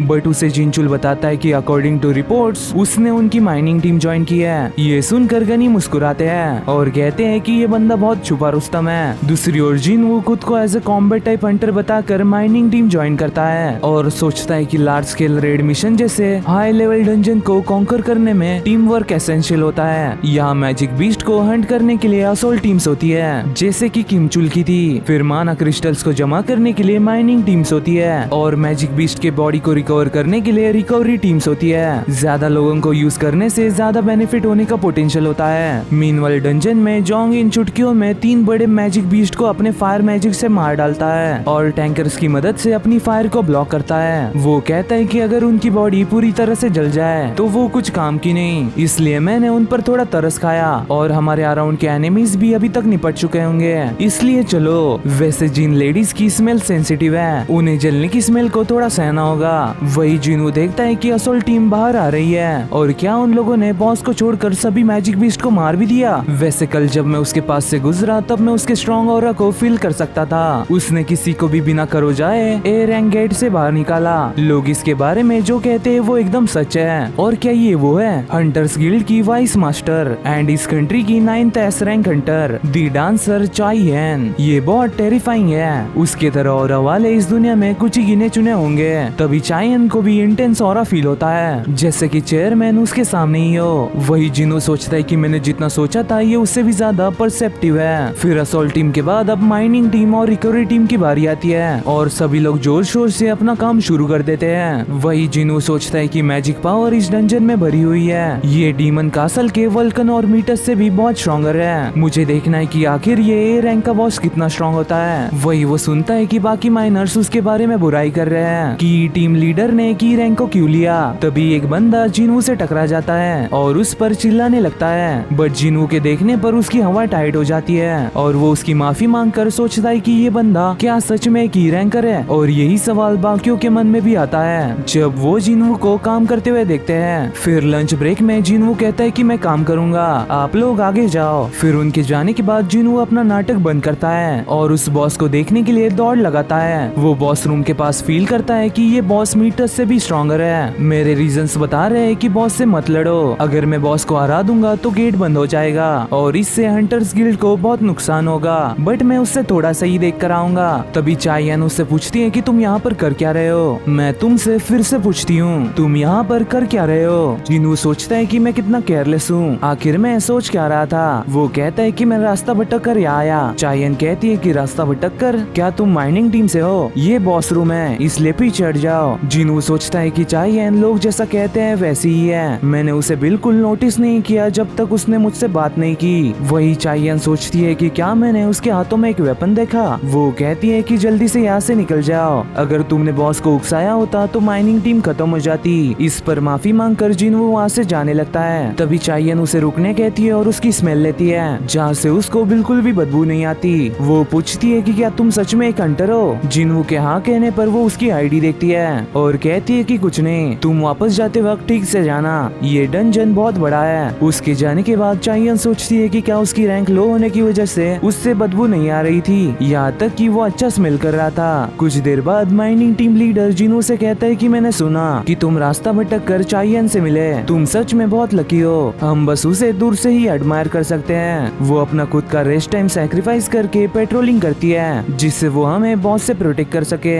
वो बहुत भरोसेमंद लड़की है और इसी कारण से वो बॉस रूम तक गई थी। वही दूसरा बंदा बताता है कि चाइयन को दूसरे हंटर्स के सेंट से अनकंफर्टेबल फील होता है। मैंने सुना है कि ये उसके यूनिक कॉन्स्टिट्यूशन की वजह से है, इसलिए वो अपना नाक हैंडकरचीफ से हमेशा ढकी रखती है। बट जिनू याद करता है कि उसका रिएक्शन उसके साथ बिल्कुल अलग था, शायद मुझसे हंटर जैसी स्मेल नहीं आती होगी। और ऐसी ही कुछ बात बारूका ने भी कही थी, क्या ये मैं एक प्लेयर हूँ इसकी वजह से हो सकता है, आखिर ये सो कॉल्ड प्लेयर है क्या। फिर टीम लीडर जिनू को उसके पैसे देता है और कहता है कि तुम्हारी वजह से हमने बहुत जल्दी काम किया, मुझे तो लग रहा था कि तुम सीक्रेटली एक्सीवेटर यूज कर रहे हो। मैं इस फील्ड में बहुत टाइम से हूँ, पर अभी तक मैंने तुम्हारे जैसा का टैलेंट कभी नहीं देखा। वैसे क्या तुम मेरे लिए काम करने में इंटरेस्टेड हो? मैं तुम्हें अच्छा पैसा भी दूंगा। जिनवू कहता है कि ये सुनकर अच्छा लगा, बट मैं नहीं कर सकता, ये मेरे लिए वन टाइम थिंग जैसा है। लीडर कहता है कि अच्छा, बट क्या तुम मेरी और एक दिन मदद कर सकते हो? कल back to back A rank और सी रैंक रेड मिशन होने वाले हैं। जिनवू सोचता है कि परसों मेरा री-एवैल्यूएशन डे है। वेट अ मिनट, कल? वो पूछता है कि लीडर कल हंटर्स गिल्ड के भी रेड मिशन होने वाले हैं ना, और वो भी ए रैंक और सी रैंक के? लीडर कहता है कि हाँ, बट कल सेकंड असॉल्ट टीम आएगी और यही हमारी स्ट्रेंथ है। हम 2 ग्रुप्स के साथ ए रैंक गेट्स को रेड कर सकते हैं, जो कि इस कंट्री में कोई नहीं कर सकता। इस पर जिनवू कहता है कि फिर मैं कल कहाँ रिपोर्ट करूँ? जिनवू कल आने वाला है ये जानकर लीडर बहुत खुश होता है। दूसरी ओर चाइयन किसी से कहती है कि क्या तुम मेरे लिए माइनिंग टीम के संग जिनवू के बारे में इन्वेस्टिगेशन कर सकते हो? आगे वाला बंदा कहता है कि आप हंटर संघ के बारे में बोल रही हो। कल मिस्टर चोई जोंग इन ने भी मुझसे यही कहा था, पर उसके बारे में सारी इन्फॉर्मेशन सील्ड है। मैंने ऐसा कभी नहीं देखा कि एसोसिएशन ने टॉप लेवल हंटर के अलावा किसी और हंटर की इन्फॉर्मेशन सील की हो। चाइयन सोचने लगती है उसका डंजन में बिहेवियर, मिस्टर चोई का उसे इन्वेस्टिगेट करने का ऑर्डर देना, उसकी ब्लॉक्ड इन्फॉर्मेशन, इसके पीछे कुछ तो है। मैं अभी तक बहुत से हंटर से मिल चुकी हूँ, पर ये मेरा पहली बार है जब मैं किसी ऐसे बंदे से मिली हूँ जिससे अच्छी स्मेल आती हो। अगले दिन जिनवू को उसके टीम मेंबर्स वेलकम करते हैं, जिन्हें देखकर जिनवू को अपने पुराने टीम मेंबर्स की याद आती है। वो सोचता है कि मैंने ऐसा फील बहुत टाइम पहले किया था। फिर असॉल्ट टीम के बाहर जाते ही माइनिंग टीम अपना काम शुरू कर देती है, जहाँ थैंक्स टू जिनवू सभी ने अपना काम बहुत जल्दी कर दिया था। इवन उन्हें देखकर रिकवरी टीम भी हैरान रह गई थी। लीडर फिर से जिनवू को कन्विंस करने की कोशिश करता है, लेकिन जिनवू फिर से मना कर देता है। तभी वहाँ पर असॉल्ट टीम का कैप्टन सन क्यून आता है और कहता है कि क्या मैं माइनिंग टीम में से किसी को बोरो कर सकता हूँ? जो बंदा हमारा लगेज उठाने वाला था वो किसी कारण नहीं आ पाया।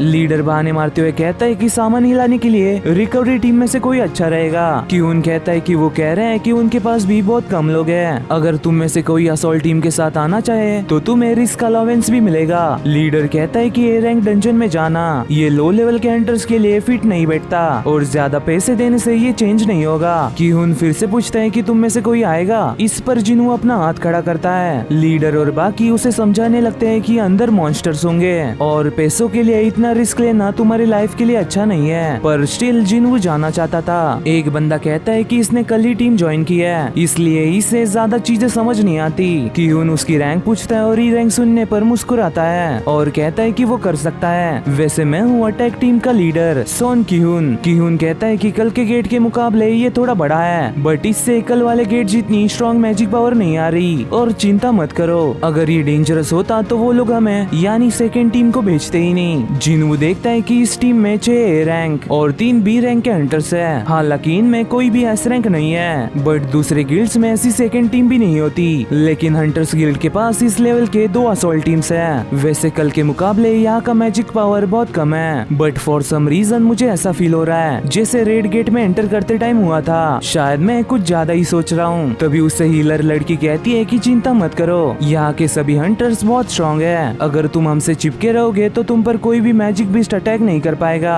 वही क्यून सोचता है कि ये रेड मिशन कंप्लीट करने के बाद मैं ऑफिशियली कैप्टन अपॉइंट किया जाऊंगा। ऑल्दो मैं कैप्टन और वाइस कैप्टन जितना अच्छा नहीं हूँ, नॉनदलेस मैं एक ए रैंक हंटर हूँ और ये मैं कर सकता हूँ। तभी सभी अपने गार्ड्स अप कर लेते हैं। ये देखकर जिनवू बहुत इम्प्रेस हो जाता है कि वो लोग बिना किसी इंस्ट्रक्शन सभी रेडी हो गए। तभी उन पर डंजन जैकल्स अटैक कर देते हैं, जिन्हें वो सभी अपने पावर और स्ट्रेंथ से चुटकियों में मार डालते हैं और सोचते हैं कि डंजन जैकल से रैंक के डंजन में क्या कर रहे हैं। जिनवू पूछता है कि क्या ये मैजिक बीस्ट रेयर है? वो लड़की बताती है कि ये सी रैंक के बीस्ट है। तभी जिनवू उनके गले पर पट्टे देखकर बताता है कि ये पालतू है, यानी उन्हें कोई ऐसा हंटिंग डॉग्स यूज कर रहा है। तभी उनके सामने उनके ओनर्स आ जाते हैं, यानी हाई ऑर्क्स। एक ऑर्क अपने स्पीयर से क्यून की शील्ड तोड़ देता है। टैंकर अपने टॉन्टिंग स्किल को यूज करता है, लेकिन उन ऑर्क्स को कुछ नहीं होता। तभी वो लोग मेजेस पर अटैक कर देते हैं, लेकिन मेजेस उनका अच्छे से काउंटर करते हैं, बट उन ऑर्क्स की मैजिक रेजिस्टेंस बहुत स्ट्रॉन्ग थी, इसलिए उन्हें एक खरोच तक नहीं आती। तभी लेडी मेज एक ऑर्क को अपने बाइंडिंग स्पेल से रोक लेती है और मेल मेज अपना ट्रम्प कार्ड यूज करके 2 फायर शैडो समन करता है। दूसरी ओर वॉरियर भी उन ऑर्क्स के सामने नहीं टिक पाती।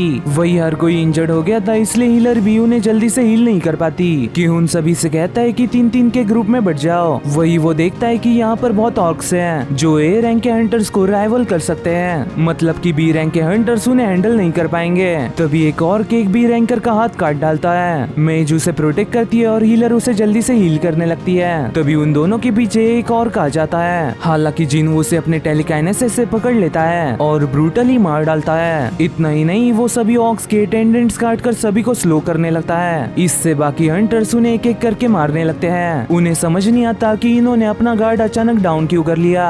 वहीं पर जिन्हू सोचता है कि वो एक आउटसाइडर है, इसलिए उसे उनके बीच स्टैंड आउट करने की कोई जरूरत नहीं, बट वो उन्हें मरता भी तो नहीं देख सकता। मुझे बिना नोटिस हुए उन्हें कमजोर करना होगा। एक और अपनी स्किल यूज करने जाता है, लेकिन जिन्हू उसे कहता है कि कोई ट्रिक मत यूज करना। जिन्हू की मदद से सभी लोग उन ऑक्स को मार डालते हैं। सभी लोग इस बात से बहुत खुश थे कि किसी को कुछ नहीं हुआ और सभी जिंदा है। क्यून डिस्कस करता है कि बैटल करते टाइम कुछ अजीब हुआ, वो सब अचानक से स्लो हो गए। क्या ये तुम लोगों में से किसी ने किया है? एक लड़की कहती है कि मैं बस अटैक मैजिक और थोड़ा सा टेलीकिनेसिस मैजिक यूज कर सकती हूँ, और बाकी मेंबर्स मेनली फायर पावर पर फोकस करते हैं। बिना किसी असैसिन टाइप के ये पॉसिबल नहीं हो सकता, बट जो भी हो हम जीते हैं। लेडी मेज सोचती है कि वो पोर्टर हमारी टीम को अंडर एस्टिमेट कर रहा है। वो ऐसा कैसे सोच सकता है कि वो मैजिक कास्टर के सामने अपने स्टेल्थ स्किल से अनडिटेक्टेड रहे। हावेवर यही सच है कि हम उसके ही वजह से सरवाइव कर पाए, इसलिए मैं इस बात को इग्नोर करती हूँ। वही सभी कहते हैं कि कैप्टन क्या हमें और आगे जाना चाहिए? ये जगह हमारे लिए बहुत डेंजरस है। हमें और 2 हीलर्स और 3 मेज चाहिए होंगे। हम समझ सकते हैं कि तुम्हें पहली बार कैप्टन बनने के लिए कैसा फील हो रहा है, पर हमें रिट्रीट करना होगा। इस पर जिन्हू सोचता है कि मैं जानता हूँ कि वो गिव अप नहीं करना चाहता। सभी को ही ये डंजन कॉन्कर करना है, बट अगर वो एक वाइस लीडर होगा तो वो तभी क्यून कहता है कि हम रिट्रीट कर रहे हैं। उसकी समझदारी को देखकर सभी बहुत खुश और इम्प्रेस होते हैं, पर वापस जाने पर वो देखते हैं कि एग्जिट पर एक हाई लेवल का बैरियर लगा है। लेडी मेज कहती है कि मुझे कुछ टाइम दो, मैं ये कर सकती हूँ। इस डंजन में ऐसा हाई लेवल मैजिक कास्ट करने वाली एंटिटी है। अच्छा हुआ कि हमने रिट्रीट कर लिया, हम इस जगह को कॉन्कर नहीं कर सकते। तभी उन्हें इंटेंस मैजिक पावर फील होती है। जिन्हू सोचता है कि इवन बी रैंक के हंटर्स को भी वो पावर सेंस हुई, तो ये पावर गेट के बाहर कैसे डिटेक्ट नहीं हुई? वही वो बैरियर एक कर्स मैजिक से बना हुआ था। वो लोग कुछ समझे इससे पहले उनके सामने हाई ऑर्क्स आ जाते हैं। क्यून सोचता है कि अगर हम उनसे फाइट करेंगे तो पॉइंटलेसली मारे जाएंगे, इसलिए वो बात करने के लिए आगे बढ़ता है। वो ऑर्क उसे अपनी भाषा में कुछ कहता है और बाकी ऑर्क्स भी उसके पीछे चैंट करने लगते हैं। तभी उसे कोई पोजेस कर कहता है कि इंसानों, मैं हूँ कारगालगन, मैं तुम इंसानों से मिलना चाहता हूँ। क्यून पूछता है कि क्या तुमने ही गेट ब्लॉक किया है? कारगालगन कहता है कि हाँ, मैं हूँ ग्लोरियस ऑर्क ट्राइब का ग्रेट सॉर्सरर। क्यून पूछता है कि क्या तुमसे भी कोई इस गेम में स्ट्रॉन्गर बेइंग है? इस पर हंसते हुए कारगालगन कहता है कि तुम्हें क्या लगता है, क्या कोई मुझे सरपास कर सकता है? चूज करो, क्या तुम मेरे सोल्जर्स के हाथों मरना चाहते हो या मुझसे मिलना चाहते हो? इस पर क्यून दूसरा ऑप्शन चूज करता है और जिन्हू से कहता है कि जैसे ही हम बॉस को देखेंगे हम उस पर अटैक कर देंगे, चाहे कुछ भी हो जाए हम उससे डिस्ट्रैक्टेड रखेंगे। तुम उस अपॉर्चुनिटी का फायदा उठाकर यहाँ से भाग जाओ और मेन असोल्ट टीम को ढूंढो। जिन्हू कहता है कि क्या तुम मरना चाहते हो? क्यून कहता है कि हमारा मिशन जिंदा वापस जाने का नहीं है, बल्कि इस गेट को क्लोज करने का है। तभी वो हीलर उसे फेवर मांगती है और कहती है कि क्या तुम मेरी ये डायरी मेरी फैमिली को दे सकते हो? हमें हमारा मिशन कंप्लीट करना ही होगा, पर तुम्हारा ऐसा नहीं है, इसलिए प्लीज यहाँ से जिंदा निकलो। जिन्हू सोचता है कि ये डेस्परेट सिचुएशन बिल्कुल हमारे डबल डंजन जैसी है, पर वो लोग उसे छोड़कर भाग गए थे, बट ये लोग उसे बचा रहे हैं। जिन्हू कहता है कि मैं ये तुम्हारे लिए करूंगा, बट आई होप कि चीजें वैसी ना हो। मीनवाइल जिन्हू को ढूंढते हुए चाइयन आती है और लीडर से पूछती है कि क्या तुमने संग जिन्हू को देखा? लीडर बताता है कि हाँ, वो जस्ट अभी पोर्टल में गया है। वही कारगालगन के पास जाने के बाद वो सभी उसकी बहुत बड़ी आर्मी को देखते हैं, जहाँ पर उसके जनरल्स भी थे। तभी कारगालगन उन्हें वेलकम करता है। चाइयन सोचती है कि एक ई रैंक का हंटर ए रैंक के डंजन में एज अ पोर्टर काम करने के लिए कैसे मान गया? आखिर वो सोच क्या रहा था? उसके पास वेस्ट करने के लिए मल्टीपल लाइफ्स नहीं है। और हाँ, कल मैंने उसे बॉस रूम के सामने वेपन के साथ देखा था। ये बंदा बहुत सस्पिशियस है। वो लीडर से कहती है कि मैं अंदर देख के आती हूँ। लीडर पूछता है कि अंदर कुछ हुआ है क्या? चाइयन कहती है कि नहीं, ये मेरा पर्सनल बिजनेस है। तभी उसे याद आता है कि उसने कोई भी वेपन नहीं लाया। वो लीडर से पूछती है कि तुम्हारे पास कोई वेपन है? इस पर लीडर उसे पिकैक्स थमवा देता है। चाइयन कहती है कि तुम्हारे पास कुछ और नहीं है क्या, जैसे कि स्वॉर्ड या स्पीयर? लीडर कहता है कि हमारे पास ऐसी चीजें नहीं है, बट मैं इसके बदले में तुम्हें आयरन शवल या क्रोबार दे सकता हूँ। ये सुनकर चाइयन ऐसे ही जाने का सोचती है, बट अंदर रिस्क हो सकता है, इसलिए वो पिकैक्स ले ही लेती है। दूसरी ओर सभी लोग कारगालगन की आर्मी को देखकर बहुत शॉक हो गए थे।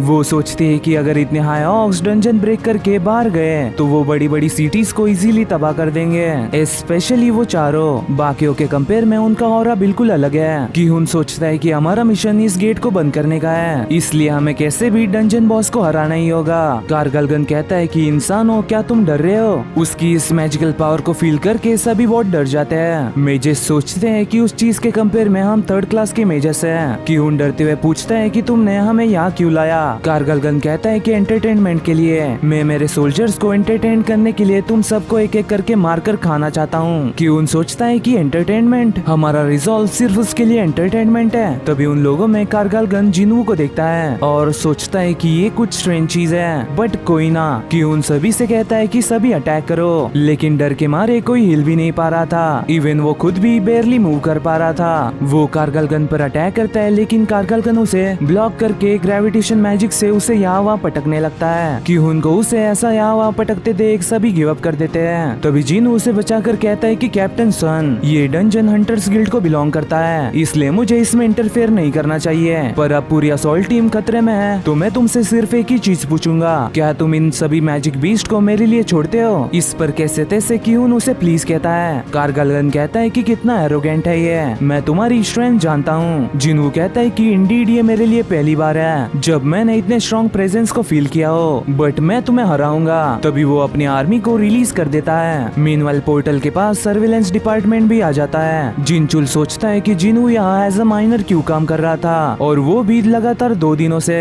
तभी वो लीडर से पूछते हैं कि तुम्हें पता है कि हंटर संग जिन्हू कहाँ है। जिन्हू का नाम सुनकर वो बड़ा बंदा उसकी कंप्लेन करने लगता है। लीडर जिनचुल को बताता है कि वो अभी गेट के अंदर है। असॉल्ट टीम के पास कोई पोर्टर नहीं था, इसलिए वो उनकी मदद करने गया है। जिनचुल सोचता है कि माइनर के बाद एक पोर्टर, उसके एस रैंक बनने के बाद वो जो करता है उस पर सर्विलेंस डिपार्टमेंट की नजर है। आई विश कि वो जानता हो कि वो कर क्या रहा है। लीडर पूछता है कि क्या कुछ हुआ है क्या। जिनचुल कहता है कि कल न्यूज में देख लेना, तुम्हें सब पता चल जाएगा। तभी लीडर उसे बताता है कि चायन भी उसके बारे में पूछ रही थी और वो भी जस्ट अंदर गई है। तभी उन्हें एक स्ट्रेंज ऑरा फील होता है। जिनचुल जल्दी से उन्हें मैजिक पावर फिर से टेस्ट करने कहता है। दूसरी ओर ये ऑरा चायन ने भी फील किया था। वो सोचती है कि की-हुन की टीम ने इतने सारे हाई ऑक्स को कैसे हराया होगा, बट अगर अभी जस्ट आई हुई पावर ये डंजन बॉस की है तो उनकी जान खतरे में है, इसलिए मुझे जल्दी करनी होगी। वही कारगलगन कहता है कि तुम कितने नादान हो, तुम मेरी आर्मी के सामने इतनी छोटी फोर्स लेकर आए हैं। जिन्हू कहता है कि तुम्हें हमें अंडर एस्टिमेट करने का पछतावा होगा। फिर वो अपनी new ability monarch domain use करता है और बताता है कि डीमन कासल के 17th लेवल को पार करने के बाद उसे ये न्यू जॉब मिली, इससे उसके सोल्जर्स और भी स्ट्रॉन्ग हो जाते हैं। वही मेजेस को समझ नहीं आता कि ये हो क्या रहा है, क्योंकि नॉर्मली एक एस रैंक का भी मेज ज्यादा से ज्यादा 3-4 सोल्जर समन कर सकता है। फिर दोनों भी आर्मीज में बैटल शुरू हो जाती है। आयरन अपनी टॉन्टिंग स्किल यूज करता है, लेकिन ये काम नहीं करता। स्टिल वो सभी को एक ही झटके में मार डालता है। वहीं पर इग्रिस भी पीछे नहीं रुकता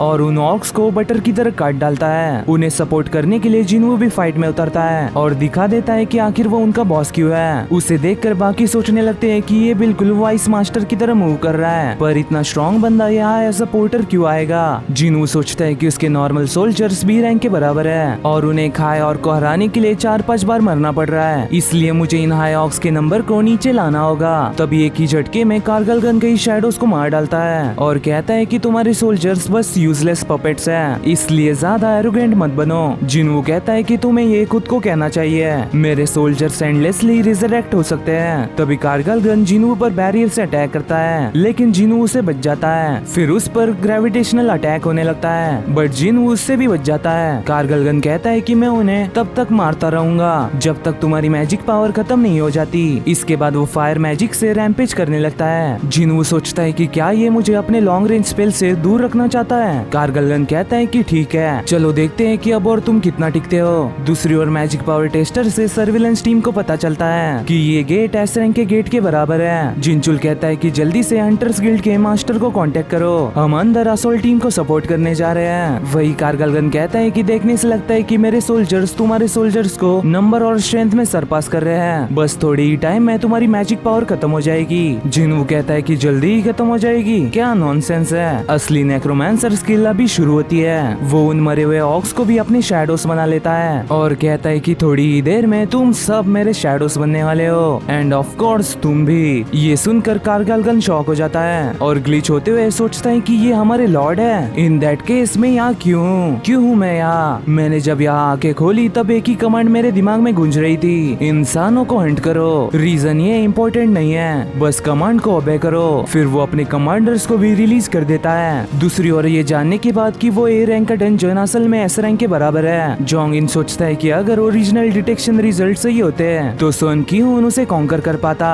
बट ये बहुत अनएक्सपेक्टेड था। अगर गेट ब्रेक हो जाता है तो जेजू आइलैंड इंसिडेंट फिर से होगा। हमें जल्दी से हमारी सभी फोर्सेस गेट के पास भेजनी होगी। इन वर्स्ट केस सिनेरियो हमें व्हाइट टाइगर गिल्ड से और फील्ड गिल्ड से सपोर्ट मांगना होगा। हम सिर्फ इसे और बुरा होने से रोक सकते हैं। मीनवाइल दोनों भी कमांडर्स में बहुत टफ बैटल हो रही थी, जिसमें अकेला ग्रीसी 2 कमांडर्स को हैंडल कर रहा था। वही आयरन एक को मार भी देता है। जिनवू कारगलगन से कहता है कि मेरे जनरल ज्यादा स्ट्रॉन्गर है। वही कारगलगन अभी भी शॉक में था। असॉल्ट टीम जिनवू की मदद करना चाहती थी, बट कारगलगन उन्हें ऐसा नहीं करने देता और कहता है कि मैं ये मेक श्योर करूंगा कि तुम अपने एरोगेंट मुंह से कुछ भी आवाज नहीं निकल पाओ। वो जिनवू पर कर्स मैजिक यूज करता है, लेकिन जिनवू को कुछ नहीं होता। जिनवू कहता है कि पिटीफुल, मुझ पर पॉइजन और कर्सेस का कोई भी इफेक्ट नहीं है। तभी वो अपने मेजेस को समन करके उन्हें वो रेड बॉल देता है और कारगलगन की शील्ड को चकनाचूर कर देता है। तभी वहाँ पर चायन आकर सोचती है कि यहाँ पर हो क्या रहा है और क्या उसने इतने बड़े ग्रुप ऑफ सोल्जर्स को समन किया है। फिर वो असॉल्ट टीम से पूछती है कि तुम लोग यहाँ पर कर क्या रहे हो और ये सिचुएशन है क्या। हीलर कहती है कि टू बी ऑनेस्ट हमें भी नहीं पता। वहीं पर कारगलगन स्पेल कास्ट करके बहुत बड़ा हो जाता है। जिनवू उसे कहता है कि मुझे जायंट्स बिल्कुल भी पसंद नहीं है, उनके साथ मेरी बहुत बैड मेमोरीज है। यहाँ पर जिनवू किसके बारे में बात कर रहा है ये सीजन 1 वॉचर्स को अच्छे से पता है। वही कारगलगन फायर ड्रैगन मैजिक को यूज करके यहाँ वहाँ अटैक करने लगता है। हालांकि इसमें उसके भी कई सारे ऑक्स मारे जाते हैं। कारगलगन कहता है कि तुम्हें अभी भी लगता है कि तुम मुझे हरा सकते हो। तभी जिनवू उसके पीछे से आकर उसकी आंख फोड़ देता है और कहता है कि साइज में बड़े होने से तुम एक ऑब्वियस टारगेट बन जाते हो। बिना किसी गार्ड्स के एक मेज एक असैसिन टाइप के हंटर के अटैक को कैसे ही विथस्टैंड कर सकता है। इस पर चिढ़ते हुए कारगलगन पूरे रैम्पेजिंग मोड में चले जाता है और यहाँ वहाँ ब्लास्ट करने लगता है। लेकिन जिनवू सभी को डॉज करते हुए उस पर डैगर से अटैक करता है, लेकिन उसे खरोच तक नहीं आती। इसलिए जिनवू दिमाग लगाकर उसे एक चेन से बांध कर नीचे गिरा देता है। तभी सर्विलेंस टीम भी वहाँ आ जाती है। चायन के पूछने पर जिनचुल बताता है कि बाहर मैंने स्ट्रॉन्ग मैजिक पावर फील की और यहाँ असॉल्ट टीम की मदद करने आया, बट लगता नहीं कि हमारी यहाँ जरूरत है। चायन सोचती है कि इवन सर्विलेंस डिपार्टमेंट के चीफ भी उसे जानते हैं, वो जरूर एक टॉप टियर फाइटर होगा। इवन वो समनिंग मैजिक भी यूज कर सकता है। तो ये है हंटर संग जिनवू की पावर। वो जिनचुल से पूछती है कि ये कौन है, तुम इसे जानते हो ना। जिनचुल कहता है कि बस थोड़ा सा,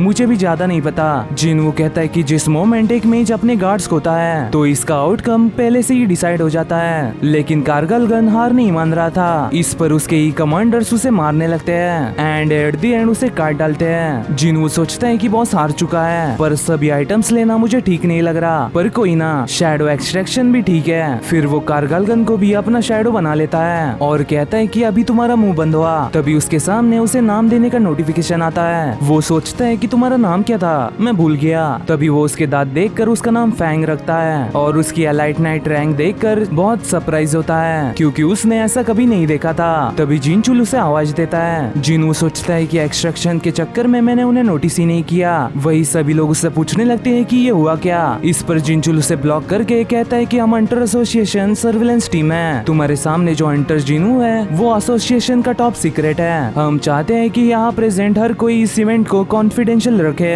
हंटर संघ ने तुम लोगों को बचाने के लिए एक एस रैंक हंटर की पावर दिखाई, इसलिए प्लीज कोऑपरेट करो जिससे वो सेफली यहाँ से जा सके। तभी क्यून कहता है कि रुको, मुझे लगता है कि तुम्हारे पास भी रीजंस होंगे। तुम इतनी इमेंस पावर पोजेस करते हो, मैं तुमसे नहीं पूछूंगा कि तुम एज अ पोर्टर यहाँ क्यों आए, बट तुम्हारी वजह से हमने सरवाइव किया। मैं मेरे टीम की तरफ से तुम्हें ग्रेटिट्यूड एक्सप्रेस करता हूँ। तभी जिनू को कुछ याद आता है और वो उस हीलर को उसकी डायरी वापस करता है। चायन जिनू से बात करना चाहती थी, तभी लेडी मेज उससे पूछती है कि तुम पिकेक्स क्यों पकड़ी हुई हो। इस पर शर्माते हुए चायन कहती है कि वो मुझे वियर्ड समझ रहा होगा, आप किसके बारे में बोल रहे हो। अरे कुछ नहीं कुछ नहीं। अगले दिन क्यून जोंगिन को रिपोर्ट करता है। जोंगिन सोचता है कि वो लार्ज नंबर्स में सोल्जर समन कर सकता है, उसकी स्पीड असैसिन टाइप हंटर की इक्वल है। इवन उसके पास डेड मैजिक बीस्ट को कंट्रोल करने की भी एबिलिटी है। इस पर विश्वास करना बहुत मुश्किल है। वैसे तुम्हें मेरे और जिनू में से ज्यादा स्ट्रॉन्ग कौन लगता है। क्यून कहता है कि red mission usually multiple hunters handle करते हैं और आप अपना पार्ट निभाते हैं, जिसमें वो एक दूसरे के वीकनेस को भी कवर करते हैं। मास्टर, अगर आप सबसे डिफिकल्ट ए रैंक के डंजन को फेस करते होते हैं तो क्या आप ये अकेले कर पाते हैं। इस पर जोंगिन कहता है है कि नहीं, लगता है कि ये मेरा अल्टीमेट हंटर का टाइटल एक जोक बन गया है। कि हुन उसे कहता है कि मास्टर प्लीज उसे ले आओ। जोंग इन कहता है कि समझ गया, मैं पूरी कोशिश करूंगा। मीनवाइल जिनवू जिनहो से मिलता है और पूछता है कि गिल्ड मास्टर के मैटर का क्या हुआ,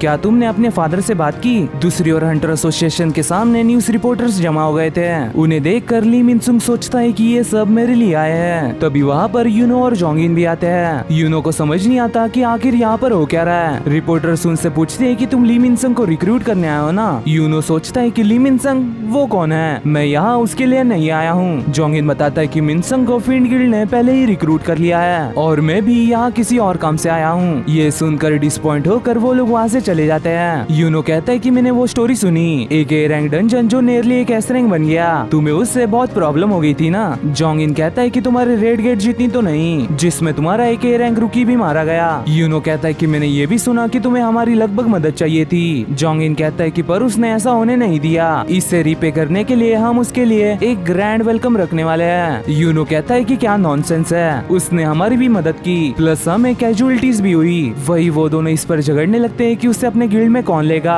तभी वहाँ पर फिंड गिल्ड का मास्टर लीम ताइग्यू आता है और पूछता है कि क्या तुम ली मिनसंग के लिए लड़ रहे हो। इस पर दोनों भी चिढ़ते हुए कहते हैं कि ये ली मिनसंग या ली मिनो जो भी है, हमें उसमें इंटरेस्ट नहीं है। वही जिनू सोचता है कि आज मेरा रिवॉल्यूशन डे है और यहाँ पर हो क्या रहा है। मीनवाइल ली मिनसंग के ही बारे में हर तरफ बातें चल रही थी। मिनसंग कहता है कि सभी का आने के लिए शुक्रिया, मैंने हंटर की पावर अवेकिन की है, किसी भी मोमेंट में अपनी रैंक असिस्ट करने के लिए जा सकता हूँ। मैं जब अवेकिन हुआ था तब से मुझे इस बात की चिंता थी, बट मैंने अपना मन बना लिया। मैं फिंड गिल्ड के मास्टर लीम ताइग्यू के लीडरशिप में फाइट करूंगा और मुझे दिया हुआ हर मिशन में पूरा करूंगा। एक रिपोर्टर पूछता है कि फिर क्या तुम एंटरटेनमेंट इंडस्ट्री से रिटायर हो रहे हो, वो भी अपनी न्यू रैंक बिना जाने, क्या तुम अब फुल्ली एक हंटर बन गए हो। मिनसंग सोचता है कि बिल्कुल नहीं, मुझे पहले से पता है कि मुझे ये रैंक मिली है और ये फिंड गिल्ड के साथ मेरा कॉन्ट्रैक्ट बस 2 सालों के लिए है। इन 2 सालों में मैं एज अ हंटर काम करूंगा, तब तक सभी लोग मेरे स्कैंडल्स भूल भी जाएंगे। फिर मैं एक ए रैंक हंटर के अचीवमेंट के साथ अपनी इंडस्ट्री में वापस जाऊंगा। फिर वो कहता है कि मुझे जो भी रैंक मिले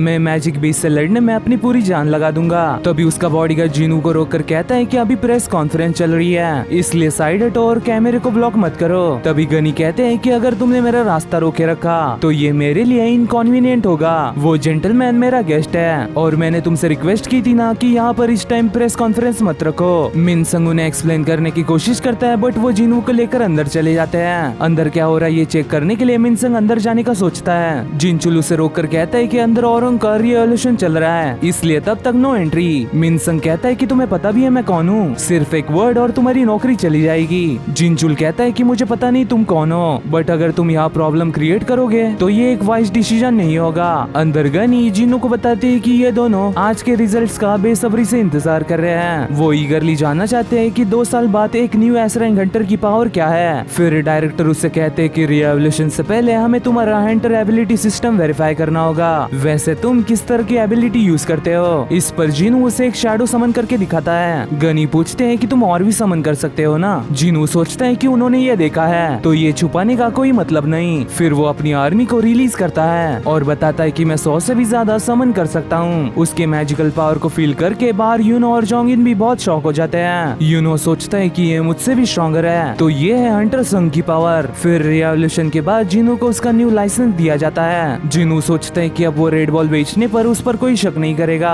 मैं उन पैसों से अच्छा गियर खरीद कर इस टाइम डीमन कासल को कॉन्कर करके ही रहूंगा। गनी कहते हैं कि तुम इसके साथ अब एक एस रैंक बन गए हो, मैं जानना चाहता हूँ कि तुम इसके बाद कितने ग्रेट फीट्स अचीव करते हो। फिर बाहर यूनो और जोंगिन उसे एस रैंक बनने के लिए कांग्रेचुलेट करते हैं और बताते हैं कि वो उससे बात करना चाहते हैं, लेकिन जिनू कहता है कि माफ करना मुझे कुछ और मैटर्स अटेंड करने हैं। वही बाहर पड़ते ही उसके सभी लोग फोटोज खींचने लगते हैं और ये सब टीवी पे ब्रॉडकास्ट भी हो रहा था, इसलिए जीना, वो माइनर्स और उसके प्रीवियस पार्टनर्स भी उसे देख पाते हैं। उन्हें पता चलता है कि वो एक एस रैंक हंटर बन गया है और वो भी इस कंट्री का 10वां एस रैंक हंटर। इस पर सभी रिपोर्टर्स में भागदौड़ी मचने लगती है। दूसरी ओर जिनो अपने फादर को बताते हैं कि वो जिनू का मन बदल नहीं पाया। वो जिनू के साथ की मीटिंग को याद करता है जहाँ जिनू कहता है कि माफ करना, बट कुछ है जो मुझे अकेले ही कंप्लीट करना होगा। इसके बाद मुझे फाइट करते हुए और भी स्ट्रॉन्गर बनना होगा। किसी भी ऑर्गेनाइजेशन को ज्वाइन करने से मेरी प्रोग्रेस बस कम होगी, तो जिनो मैं चाहता हूँ कि तुम मुझे फॉलो करो। फादर कहते हैं कि तुम्हें पता है ना कि तुम्हारा ये डिसीजन कितना सेल्फिश है। मैंने ओरिजिनली ये प्रोजेक्ट जिनसंग को दिया था, फिर तुम मेरे पास आए और एक grand speech the. Not only तुमने कुछ अकम्प्लिश किया बट अभी तुम सब छोड़कर जाना चाहते हो। तुम्हें क्या लगता है कि ये फेयर है? इस पर जीनो और जीनू के साथ बिताए हुए पलों को याद करके कहता है कि माफ करना फादर, इवन सो मुझे मिस्टर संग के पास जाना ही होगा। दूसरी ओर यूनो जीनू को कहता है कि इन पर ध्यान मत दो, ये लोग तुम्हें अपनी बातों से थका देंगे, पर कोई ना, हम तुम्हें घर पहुंचा देंगे। हालांकि जीनू खुद ही वहाँ से गायब हो जाता है। जोंगिन कहता है कि मुझे विश्वास नहीं हो रहा, वो इतना फिजिकली स्ट्रॉन्ग होकर भी एक मेज है। वही जीनू की स्पीड देखकर यूनो बहुत शॉक हो गया था, क्योंकि वो खुद अपनी आंखों से उसे देख नहीं पाया। वो पिछली बार से बहुत स्ट्रॉन्गर बन गया है, पर ऐसा क्यों? कुछ देर बाद जीनू हंटर्स ऑक्शन में जाता है और सेल्समैन को बताता है कि उसे हीट रेजिस्टेंट कुछ चाहिए। इस पर वो उसे कुछ रिंग्स और कपड़े दिखाता है, बट उनकी प्राइस देखकर जीनू की हालत खराब हो जाती है। वो पूछता है कि कुछ कम नहीं हो सकता क्या? सेल्समैन कहता है कि माफ करना बट इस स्टोर में सभी प्राइसेस फिक्स है। हावेवर अगर तुम इस ग्लास को तोड़ सकते हो तो हम ये प्रोडक्ट तुम्हें फ्री में दे देंगे।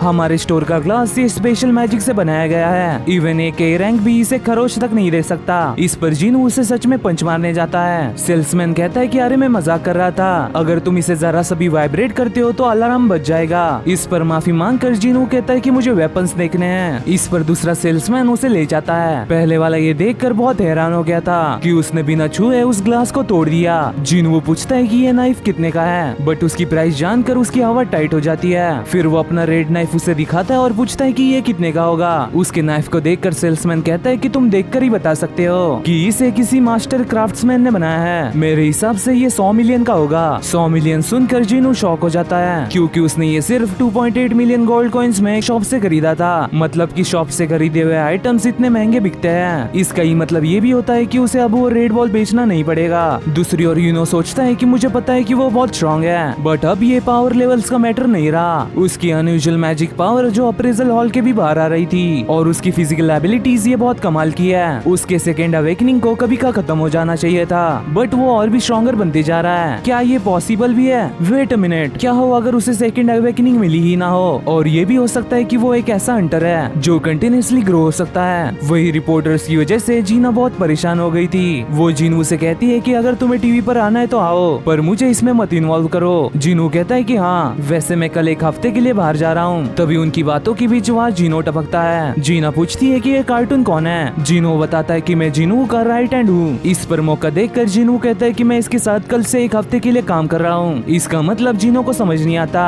बट जीनू उसे मनवा लेता है और उन दोनों के सोने के बाद सोचते हैं कि अभी के लिए रिपोर्टर्स का आना रुक गया है, बट मीडिया ने पहले ही इसकी रिपोर्ट कर दी है। फिर वो कारगलगन के कमांडर्स को बाहर बुलाता है और सोचता है कि उसके तो 4 कमांडर्स थे ना। एक बताता है कि उसने एक को छत पर फेंक दिया था, उसी वजह से वो उसे एक्सट्रैक्ट नहीं कर पाया। स्टिल वो तीनों बहुत स्ट्रॉन्ग थे, इसलिए उसे ज्यादा कुछ फर्क नहीं पड़ता। वो एक को जीना को प्रोटेक्ट करने कहता है और बाकी कुछ सोल्जर्स को समन करके उन्हें पेट्रोलिंग करने कहता है, जिससे उसके नेबरहुड को कोई प्रॉब्लम ना हो। वही एक पंखों वाली एंट उड़कर कहीं जा रही थी। अगले दिन जीनू को उसके साथ रहने देने के लिए थैंक्स करता है। जीनू कहता है कि कोई ना, बट अब हम क्या करें? तुम्हें अपने घर से ऐसा भागना नहीं चाहिए था। जीनो कहता है कि मैंने ऐसे ही चीजें सेटल करने की सोची। बाय द वे, तुम डाइसंग टावर पर कौन सा काम करने वाले हो? कल तुमने कहा कि तुम एक हफ्ते के लिए कहीं जा रहे हो। जीनू कहता है कि ये ट्रेनिंग जैसा है। इस पर जीनो कहता है कि तुम और भी स्ट्रॉन्गर बनना चाहते हो, जबकि तुम एक एस रैंक बन गए हो। फिर जीनू उसे थैंक यू बोलकर डीमन कासल को कॉन्कर करने के लिए निकल पड़ता है और देखता है कि अब उसे डीमन कासल के हाईएस्ट फ्लोर पर जाकर डीमन मोनार्क बारान को हराना होगा। इसके बदले में उसे शैडो एक्सचेंज रूइन स्टोन और कई सारे एबिलिटी पॉइंट्स भी मिलेंगे।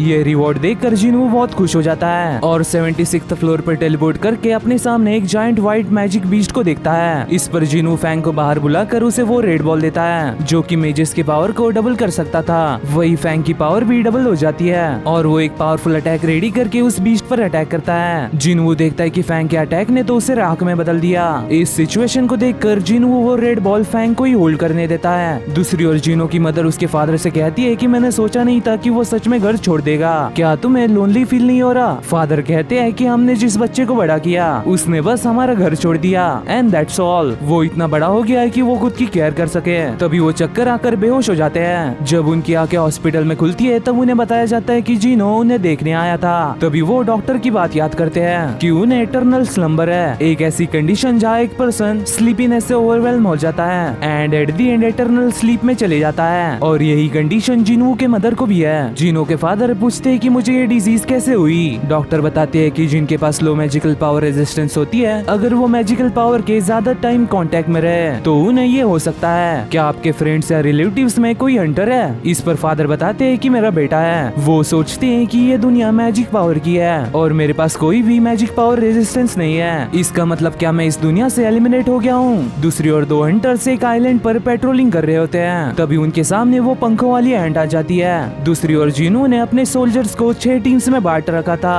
और 2 ऑर्डर्स दिए थे। पहले तो हर टीम को सेपरेटली काम करके एनिमीज को मारना होगा और दूसरा अगर उन्हें एंट्री परमिट मिले तो वो सबसे पहले उसे नोटिफाई करेंगे। बट अपने सोल्जर्स को भेजने की वजह से उसे परमिट के अलावा कोई और आइटम नहीं मिल पाएगा। स्टिल वो इससे फ्लोर्स को जल्दी जल्दी क्लियर कर सकता है। वो सोचता है कि मुझे 18 फ्लोर पर आए 2 दिन हो गए हैं और मेरी प्रोग्रेस भी बहुत स्लो हो गई है। क्या यहाँ पर कोई प्रॉब्लम हो सकती है? तभी वो देखता है कि कोई तो उसके सोल्जर्स को कंटिन्यूअसली मारते जा रहा है और ये हाई ऑर्क की टीम ए थी। मुझे लगा नहीं था कि इस फ्लोर पर कोई इतना स्ट्रॉन्गर होगा जो हाई ऑक्स को भी हरा सके। मैं टीम ए को वापस बुलाता हूँ और देखता हूँ कि यहाँ पर हो क्या रहा है। इन्वेस्टिगेट करने पर वो देखता है कि टीम ए के बाद टीम बी पर अटैक हुआ। ये जो भी एनिमी है वो पावरफुल है, बट अजीब चीज ये है कि टीम ए के पास फैंग की टीम थी तो टीम बी पर अटैक कैसे हुआ जो कि टीम ए से बहुत दूर थी? क्या इसका मतलब वो फैंग जितना स्ट्रॉन्ग नहीं है? अगर वो खुद से कमजोर ओपोनेंट्स को ही टारगेट कर रहा है तो उसका नेक्स्ट टारगेट टैंक की टीम होगी और होता भी ऐसा ही है। कुछ डीमन नाइट्स टैंक की टीम पर अटैक करते हैं, फिर जिनू के उनके सामने आने पर वो उस पर भी अटैक कर देते हैं। हालांकि जिनू उन डीमन नाइट्स को इजीली हरा देता है। वही ये देखकर उनका लीडर बहुत डर जाता है। जिनू सोचता है कि मैजिक बीस्ट भी डर फील कर सकते हैं। ये मुझे अब पता चला। And that's it for day. मैं मिलता हूं आपको अगली वीडियो में, तब तक के लिए सायोनारा।